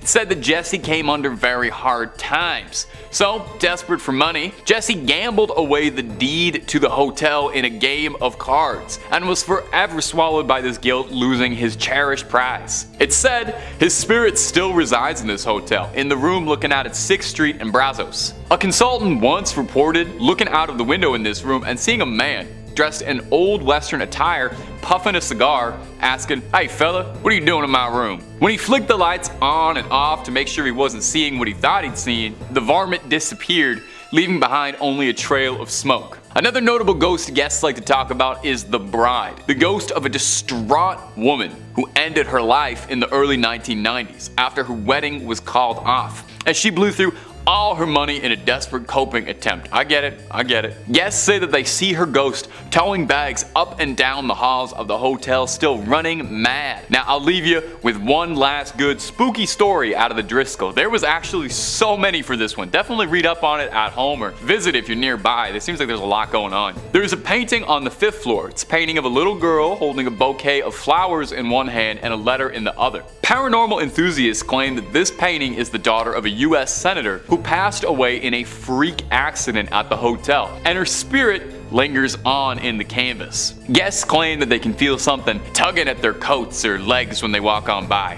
Oof, it's a little too interactive for me for an art experience. Number 2, the Oakwood Cemetery. I gotta say, a cemetery is a pretty classical location for something haunted to be happening. I think we all sort of suspect most cemeteries are haunted as is. I mean, a couple thousand dead bodies all buried underneath the same plot makes my hair stand on end. I said I was gonna try not to do a southern drawl, but I swear it's coming on naturally. I'm sorry. Oakwood Cemetery in particular is well known as a haunted spot to those who believe. It was established sometime in the 1850s, though it's thought that earlier settlers were laid to rest there too. With 23,000 souls resting there, it's no surprise that there is a litany of spooky stories amongst the tombstones. Take a listen to some of the more notable ones I dug up for you. One in particular that gets retold is that of Eula Phillips, a young woman who was struck fatally with an axe on Christmas Eve. Not that there's ever a good day for that, but that's a pretty bad one. Her husband was found guilty, only to be exonerated later when it turned out that there was a series of victims all around the same area matching her profile. 8 others who all fell victim to this is unbelievable that any newspaper ever printed this name, the Servant Girl Annihilator. I cannot believe they named him that. I've actually featured him in a video before. I can't quite remember the title of it, but click through on every single top 5 scary video until you find it. There are some theorists who suspect the Servant Girl Annihilator and the infamous Jack the Ripper are one and the same, and that guy just could not get enough traveling from country to country. Some local residents claim that Eula's ghost roams the cemetery, lost, afraid, and panicked, unable to come to terms with the vile means of her death. Another very notable ghost is that of Susanna Dickinson. When Lopez de Santa Anna attacked the Alamo, Susanna and her kin were brought into the garrison. The dust cleared and the battle was over, and Susanna met with Santa Anna, where he offered to take her and her children back to Mexico, but she declined, knowing it might even cost her her life. Surprised, Santa Anna spared her, and her account of the Alamo was crucial to understanding and remembering what happened there. Susanna was buried at a plot in Oakwood, and visitors say she constantly appears to strangers, telling her stories all these years on, still remembering the Alamo. And number 1, Yorktown Memorial Hospital. About 80 miles southeast of San Antonio is Yorktown, a small community with a population that barely exceeds a couple thousand. Probably a good reason for that, because if the legends are to be believed, the hauntings at the Yorktown Memorial Hospital might be keeping people away. The hospital was built in 1951, where it operated for a bit, and was eventually took over by the Felician Sisters of the Roman Catholic Church, who kept the place running until late 1986 when it was abandoned, where it still sits today almost as if nothing's happened. It looks like everybody just packed up and left. It's said that over 2,000 people call Yorktown their final resting spot, with 500 of those all occurring during the small tenure of the nuns running the hospital. These days, of course, the hospital's sickly lime green walls don't really see a lot of patients, mostly just ghost hunters and seekers of the paranormal looking for something lurking left behind. And if the stories are true, this place is filled with restless ghosts. Explorers report everything from disembodied voices to sounds of wheelchairs creaking, mysterious flashes of lights, orbs, mists, cold chills, you know, the usual who's who greatest hits of haunted spots. Now, you don't even need to be told this place is haunted to worry about it. I mean, just look at it. The place looks like it's straight out of Silent Hill, down to the rusted pipes and leaky hallways, but don't fret, no, there are ghosts. One in particular is that of a late surgeon, one Leon Norirski. He was infamous around the hospital for his sloppy handiwork, and was said to have lost a number of patients in his time, and his spirit as such has been cursed to wander the facilities endlessly. Keeps writing terrifying messages on the wall, but no one can read them because he's a doctor. That's not my best work. I'm really sorry. Some of these should have stayed on the writing board. Another infamous ghost is that of Sally, a young girl who's said to still live in the hospital's halls, heard happily playing, jovially dancing around, and even asking explorers to read her favorite story when she encounters them. I hope someone takes her up on that. Not me though, nothing personal. I just have like a policy about not reading stories to ghosts. Number 5 on this list is the Trans-Allegheny Lunatic Asylum. Operating from 1864 to 1994, this asylum, like most of the entries on this list, has certainly been through the ringer. This place was meant to only house 250 people at its max, but on many occasions had over 2,400 people residing here. Everyone was crammed in like animals, and considering this building was never meant to see this many patients at once, the living conditions were pretty horrible. Whenever you cram that many people into a small space together, especially an asylum, some pretty nasty things will go down as well. Several murders have taken place here over the years, along with incidents of patients and workers taking their own life. The haunting of this location was pretty progressive and didn't come on all at once. Reports date back to the early 1900s and got increasingly more frequent as time went on. Eventually it became clear by the later 1900s that this was no longer a usable space and they needed to move on. This is why it shut down in 1994 and has no medical purpose at this point. In fact, now the only thing that it has is ghost tours. The owner of this place know the legends are far stretching with this asylum and intend to make a profit on it. The ghosts are decently friendly here, or at least for the most part aren't dangerous. However, there have been a few instances where individuals have been scared to a point of serious and significant trauma. If you do plan to go here, then make sure you have a thick skin and aren't frightened easily. Number 4 on this list is Haunted Harper's Ferry. Harper's Ferry is a small town in West Virginia that honestly looks like something out of a storybook. It's comprised of roughly 100 19th century restored buildings. As you can imagine, it's a very quiet town and there isn't too much of a big city vibe going on here at all. This place wasn't always quiet though. In the American Civil War, this town played a pivotal role and was fought over multiple times throughout the years. People believe that it was through the death during the Civil War that this place has developed an affinity to spirits. Deborah Block says, at the nearby True Treats historic candy store, chocolate and other candies are brightly lit on tables and in baskets. The cute and welcoming shop is popular with visitors, hardly seeming like a place where a ghost would want to hang out. But store manager Tara Dockman, known as the Ghost Lady, in town for her sensitivity to paranormal activity, says there are 2 ghosts who frequent the store, and she even knows one of them by name. The female has a white flowy gown and she goes to the top floor of the store where there are no customers, she explained. And Colby, a man, likes to show himself and usually shows a shoulder or a pants leg which you'll see walk across a room. They both like to throw candy around and slam doors on customers. Dockman said Colby is a troublemaker who may also push people. She assured me that she had spoken to him about not bothering me while I was in the shop and was hiding in a corner storage area. Tara isn't some nutbag who's the only one who sees ghosts here either. Tons of people in the town have had run-ins with them. In fact, The biggest attraction this town has to offer are the ghost tours that highlight how haunted this place truly is. Coming in at number 3, we have Van Gelder Hotel. This is another hotel on our list, and it's the Van Gelder Hotel, which is another very old building known for paranormal activity due to the many people who have visited and even locals. The hotel was built in 1916 in downtown Seward, Alaska. It originally was built as an office building, but then was converted into apartment buildings and then finally into a hotel. The hotel hasn't changed much since when it was built, just small touch-ups and interior changes have been done to keep the authentic feel of this very old hotel. The most popular ghost story from this hotel is that of Fanny Guthrie Bayham, a woman who died in this hotel in the 1950s and is said to haunt room 202. She is described as a younger woman who has long blonde hair and wears a blue dress. Fanny is one of many ghosts that haunt the hotel, but the only one that can actually be identified.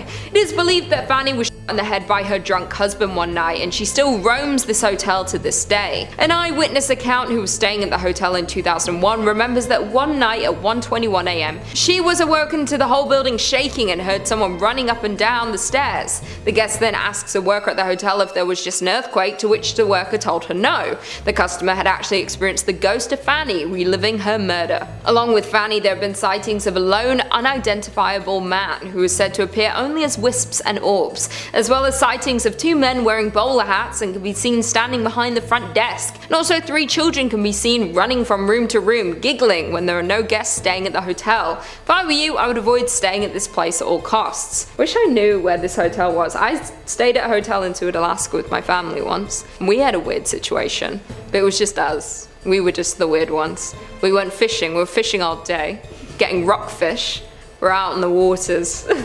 And then we went back to the hotel we were staying at, and we had planned to go out for dinner, but we were like, let's just take a light nap. And we all woke up at like 2, 3 AM in our coats, jackets, like, it was like, it was f***ing weird, like.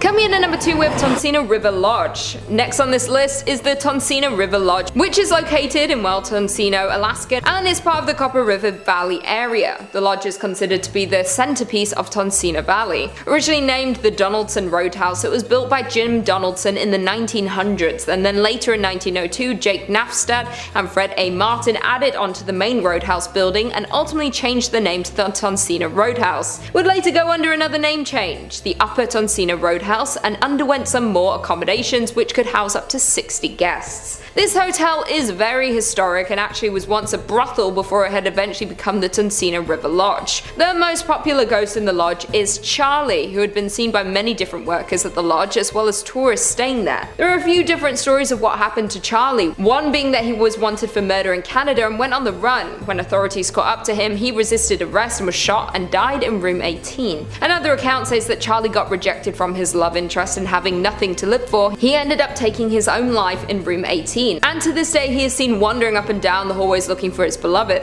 A third version about Charlie is that during the Great Depression, Charlie was living in Seattle, and not being able to find work, he boarded a ship and decided to go to Alaska, eventually making his way to Tonsina and getting a job at the Roadhouse. He really enjoyed his job, but unfortunately Charlie ended up passing away in room 18. His body was buried on a hill behind the Roadhouse. People believe that Charlie was so happy with his life at the lodge, even in his afterlife, he never left. Many people who have come in contact with Charlie say that he is a very friendly and peaceful ghost, and workers and tourists say they were not feared by Charlie. So if you're intrigued by Charlie and his story, you can go visit Tonsina, Alaska and stay in his old room. And finally, coming in at number 1, Hilton Anchorage Hotel. The Hilton Anchorage Hotel is considered to be a very famous place in the United States. Located in downtown Anchorage in 1916, it was first owned by Frank Reed. Many ghosts have come to stay in this hotel since the gold rush and have never left. One ghost that frequents the hotel is the first chief of police in Anchorage, who often is seen in the night hours around the hotel. The story says that he was shot during the Prohibition days with his own in the alleyway of the hotel, and was then dragged into the hotel to try to recover from his wounds, but would soon pass away there. Another ghost that is often seen roaming the hotel is a bride. Many visitors have seen her tall silhouette, dressed in white in dark hallways and mirrors throughout the hotel during the evening hours, as well as the ghost of a little boy roaming the halls of the hotel. Guests who have stayed at the hotel have reported frequent ghost sightings in various rooms such as 217, 215, 205 and 202. Over the many years there have been so many ghost sightings at this particular particular hotel that the hotel even keeps a log at the front desk of all the eerie experiences that have happened to guests and workers. The hotel has truly survived the test of time after going through the 9.2 magnitude Good Friday earthquake in 1964, which is said to be the most powerful recorded earthquake in North America and the second in all of the world. But soon after this is when the paranormal accounts started flooding in. Even through all the tragedy that downtown Anchorage has gone through, this hotel has stood its ground, and in 2016 this hotel celebrated 100 years of business. 5 on this list is the Molly Brown House. If you live in Denver, then there is no way that you aren't familiar with this haunted place. Thrillist says you've no doubt heard of the Molly Brown House and likely passed it on the street once or twice too. Molly Brown was a notable member of Denver's elite and perhaps known best for being a Titanic survivor, and despite allegedly living a relatively happy life, visitors to the museum and staff have reported quite a bit of strange happenings. Some have smelled what's believed to be husband J.J. Brown's pipe, or have witnessed lights off and on the fritz, and staff have reported furniture being seemingly rearranged. Sometimes figures can even be seen roaming the house. A visit is worth it alone for the history, but the potential for getting a bit spooked or walking into a cold spot is definitely an added bonus. We once again have one of those locations where no one has any idea why it's haunted, it just is. Maybe it's the connection to the Titanic that has got this place acting funky. Obviously that was a very unnatural occurrence and took the lives of tons of people in a very sad way. So I could believe that the Titanic and the survivor of the Titanic plays some role into why this place is haunted the way that it is. Good news is that this isn't the worst haunting that you can run into. Like, yes, you will get a little scared for sure. You might smell something funny, or have a ghost pull something on you, or even maybe have small valuables go missing. But ultimately, you probably shouldn't be dragged to the underworld here by some shadow demon or anything like that. So I guess if you were to visit any place on this list, then this one wouldn't be the worst. Just be prepared for what's coming, because if you aren't, then it could leave you with some serious mental trauma. Number 4 on this list is Phantom Canyon Road. You need to be very careful on this road because there is a good chance you could suffer a serious crash if you aren't. Thrillist says a haunted road is one thing, but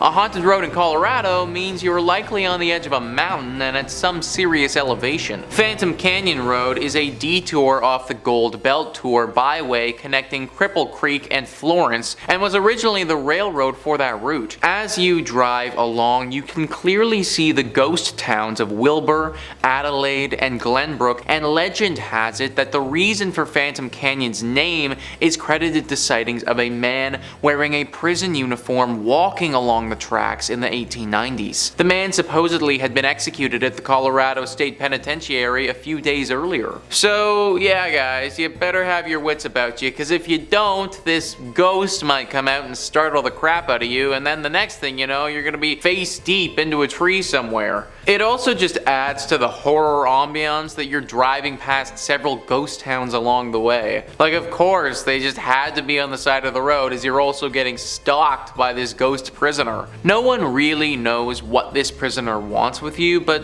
let's face it, I can't imagine it's good. My dude was executed back in the day, so for one, what he did was probably pretty bad to warrant a punishment like that, and then secondly, he literally got executed, and I can only guess that his ghost probably isn't too pleased about that. Y'all need to be especially careful if you're driving down this road, because at any point this guy could pop out. Coming in at number 3, we have the Golden North Hotel. The Skagway Golden North Hotel may look like a classic hotel located on the main street, but it has seen tragedy and has the ghost to prove it. People say this place is haunted by a lady who passed away many years ago. She is bound to room 23 on the 3rd floor, but her presence can be felt in the area around the building. The locals tell the story of how this woman became bound to room 23. It's unknown in what year the story takes place, but it was many years ago. The woman was visiting the hotel with her husband. They visited the area so her husband could go on a gold expedition. The expedition was over a number of days to possibly weeks, and the wife was to stay at the hotel and explore the local area. The day arrived and the husband left on his expedition, leaving his wife alone. Not long after the husband had left, the woman caught pneumonia. She became sicker and sicker. There was no one in the area able to help her. She had no way to get to a local doctor with no knowledge of the area. She sadly passed away in a little over a week due to her illness. When her husband returned, he was heartbroken to find his wife had passed. She had been laying in their room for weeks awaiting his return. The locals were shocked to hear what had happened and horrified no one had heard her cries and helped her survive her ailment. Since then, she has been bound to the room. Other guests have heard sounds coming from the room which remains empty. The spirit can be heard coughing or choking. Some have said they saw her from the window of the hotel when walking around the area late at night. Some have even heard her cries for her husband. When anyone tries to investigate the room, they just find it empty and cold. The cold of the room takes over you as soon as you open the door. You can feel you are in the presence of a spirit and are overcome with sadness. Coming in at number 2, we have Independence Mine. The Independence Mine, now known as the Independence Mine State Historic Park, is the site of a former gold mining operation. It is located in Palmer, Alaska. The mining history in the area dates back to at least 1897. The mining town now sits abandoned. The operations were temporarily halted in 1950 with the plan to eventually resume operations. They were never able to resume the operations. This resulted in a well-preserved collection of mining equipment and buildings. Although weather has taken its toll, many of the buildings still stand today. As we know, with many mines there are often accidents due to the dangerous nature of the work. Parts of the mine would often collapse. The mine is now a big tourist site as a look into the life and work of miners in 1897. The visitors have reported a lot of paranormal activity while touring the facility. Almost everyone who visits the mine sees some form of activity there. There are many apparitions that appear. They walk around the mine as if they were doing their usual day's work. Some have even seen cigar smoke coming from certain locations. You can smell and see the smoke, but there are no cigars in the area that could be making the smoke. Tour guides have noted that they often have the feeling of being followed. They can feel themselves being watched each time they tour the facility. Some have even found footprints that don't belong to them or anyone in their group. Although there is a lot of paranormal activity in the area, tourists still come to see the remains of the mining town. The ghosts seem to be well intended. They may merely be echoes through time of the souls who passed here. As far as we know, there have not been any visitors who have been hurt during their visit. I would still be wary of visiting here though. Finally, in at number 1 we have At the White House. At the White House was built in 1902 and is now on the National Historic Register due to how long it has been standing in the community. It has had many issues since it was built. It was originally built as a hospital, then it was used as a daycare center, and today is used as a hotel. Any building that was used as a historic hospital has seen a lot of tragic passings. When the building was used as a daycare center, there was a tragic fire. The building caught fire in the 1980s. It was fully restored following this. During the fire, the young woman who owned and ran the daycare was trapped inside. After ensuring all of the children were safe, she became trapped and unfortunately perished. Since the fire, her apparition has appeared around the home. Most guests believe her to be a kind spirit, but she does bring on the feeling of dread and terror when she is in your presence.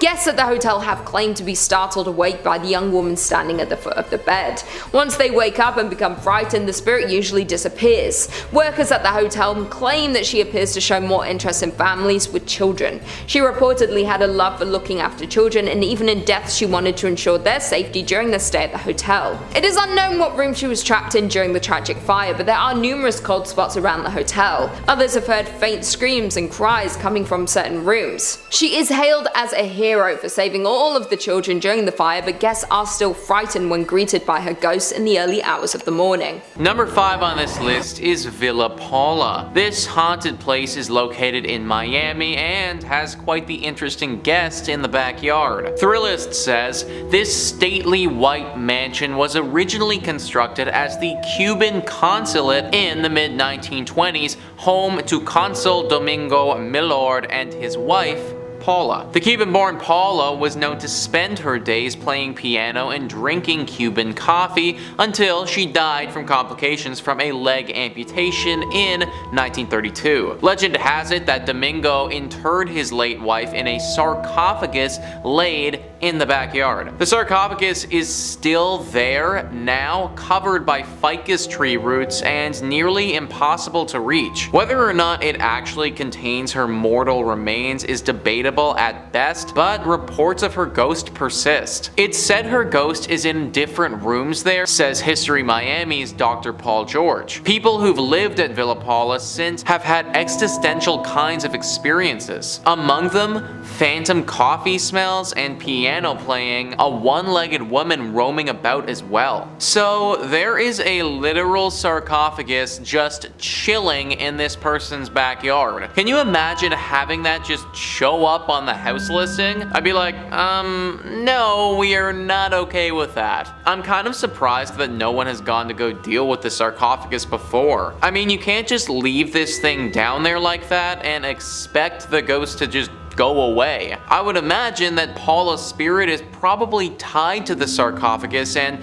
in turn it's tied to the area. Granted, I do kind of understand why no one wants to dig it up. Think about all the crazy stuff that's happened with the pyramids. You dig up this sarcophagus and you might end up being cursed for life, which is obviously something that nobody wants. But now we're left in this awkward place where we can't get rid of the ghost, but at the same time can't live here either. That's why I'm recommending to all of you watching, just avoid Villa Paula altogether. Number 4 on this list is the Blue Anchor Pub. So this is an interesting one because this pub didn't actually start in Florida. Thrillist says this pub was built in 1840s London during Jack the Ripper times, so it should be no surprise that it's haunted. The story goes that the bar was raised in London, but its wooden interiors were sent to New York City and then onto this sleepy Florida town in 1996. Little did anyone know that the pub's original elements came with the ghost of Bertha Starkley,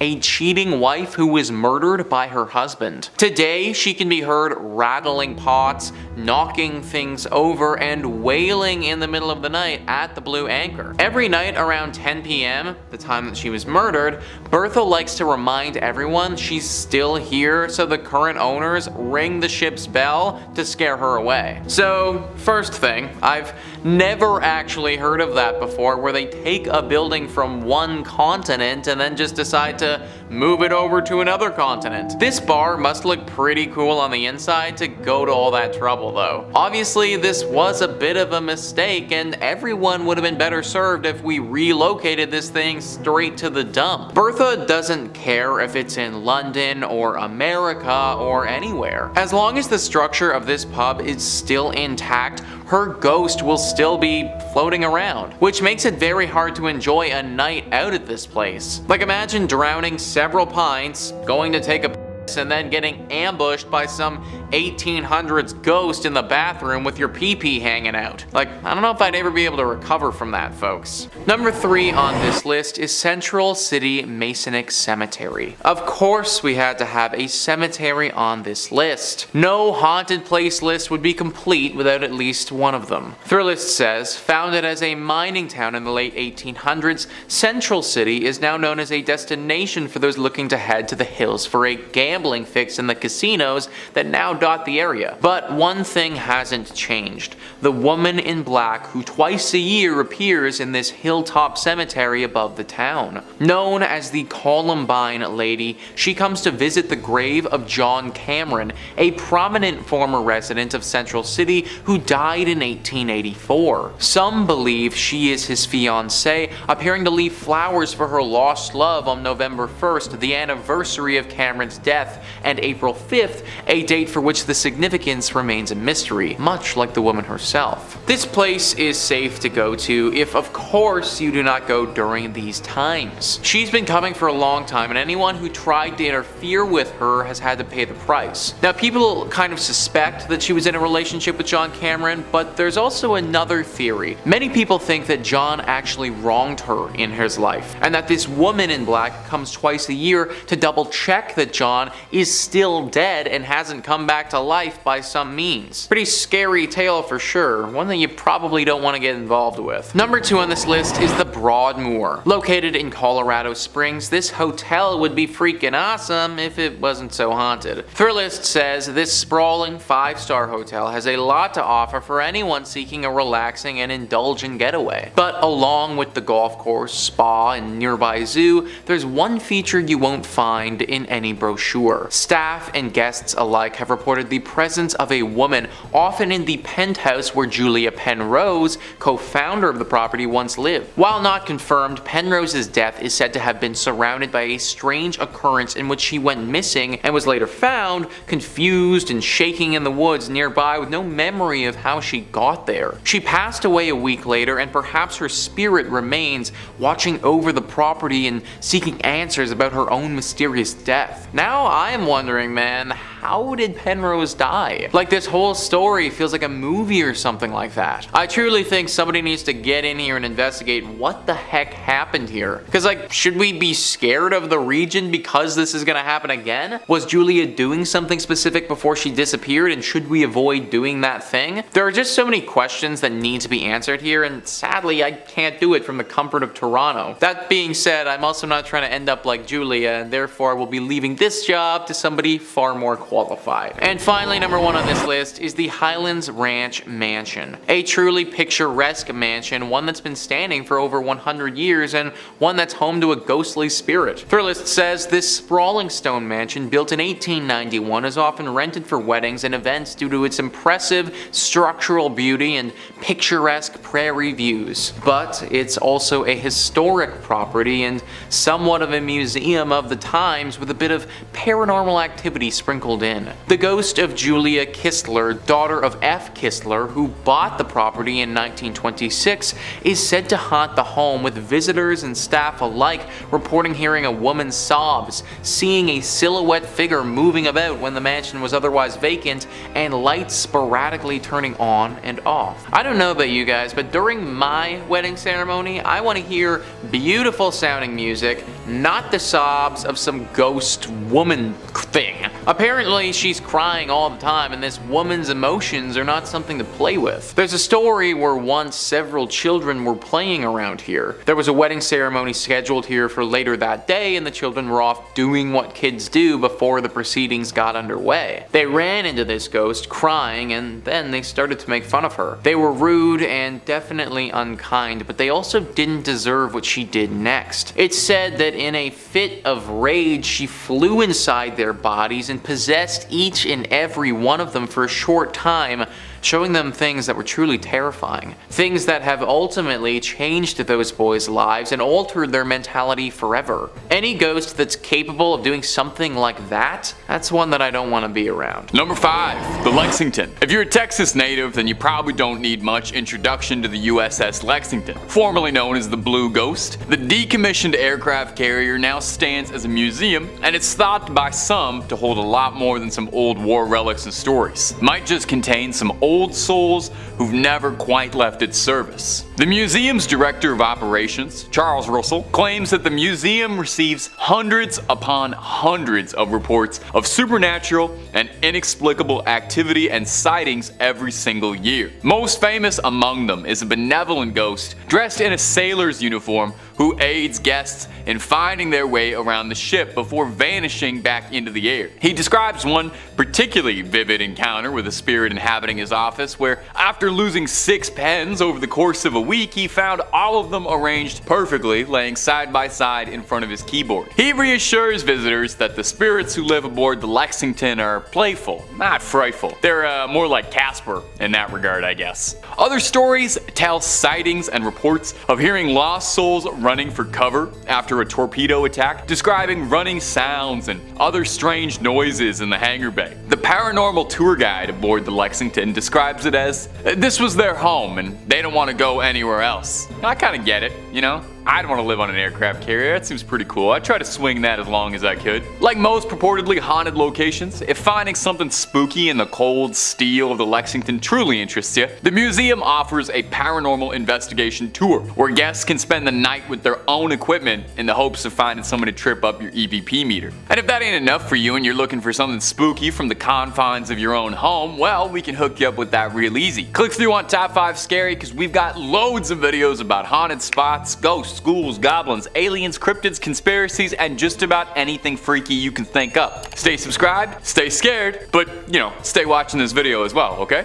We worked hard. Number 4, Le Carafe. Le Carafe up in Houston looks unassuming at first. Looks like a pretty typical dive bar experience. Looks nice though, I definitely would like to go. But if you believe the rumors, allegedly this is one of the most haunted buildings in the entire state. The bar also is one of the oldest buildings in Texas as well, having been initially built sometime in the early 1800s. It's seen life as quite a few things: a pharmacy, an apothecary, a bakery, and eventually Le Carafe. So it's not too surprising that in all of its years of service, picked up a few guests who aren't ready to pay the bill and leave just yet. Many regular customers have a ghost story to tell you, as well as the bartenders. Many report strange noises, a glass breaking mysteriously, some even seeing lipstick stains on a glass they're drinking from appear out of nowhere. Do ghosts have germs? Is it safe to share a drink with a ghost? I don't know if I would do that unless we got to know each other a bit first, and then hey, anything can happen. I'm open. The bar is said to be haunted by a former tender named Carl, who frequent guests claim they can hear shouting out for last call still years after passing the bar. Some claim they can see Carl's silhouette through his second floor window. Another ghost said to haunt the premises is the Lady in White, who supposedly pushed attractive women down the stairs. Hardly a way to get them to like you, let me tell you from experience. She's thought to be the ghost of a woman who ran a cat house near the Carafe. Believers say that they see orbs and mist in photos and feel cold spots all over. I guess you could say they serve up more than one kind of spirits. I'll see myself out. I'm sorry, that's not my best work. If you're ever in Houston and looking for a bit of spooky ambiance, definitely check out the Carafe and all of its otherworldly guests. Just make sure to tip your ghost about 15%. Number 3 on this list is St. Augustine's Lighthouse. Ah yes, the Haunted Lighthouse, a true classic. Thrillist says St. Augustine's iconic lighthouse is a Florida landmark built in 1874. But climb up its 219 steps, and it's not just the views that will take your breath away. First, there's the ghost of Joseph Andrew, the original lighthouse keeper who fell to his death while painting the 165-foot tower. Then there are the Pity's two daughters, who were playing with a building cart when it broke loose and slid into the nearby bay, drowning them both. While the girls giggle and run up and down the lighthouse steps, Joseph has been reported smoking cigars at the top of the lighthouse, keeping watch over his forever home. You know guys, if I had to be a ghost, then being Joseph wouldn't be the worst. I get to look out at the pretty scenery at the top of my lighthouse where hardly anyone bothers me, and I get to smoke cigars all day. Like, obviously I wouldn't want to be a ghost, but if I had to be, then this wouldn't be that bad. Either way, I'm not a ghost now. I am very much a human being, and if I want to stay a human being, then I recommend avoiding this place. It can obviously be very jarring to see two little ghost girls running around,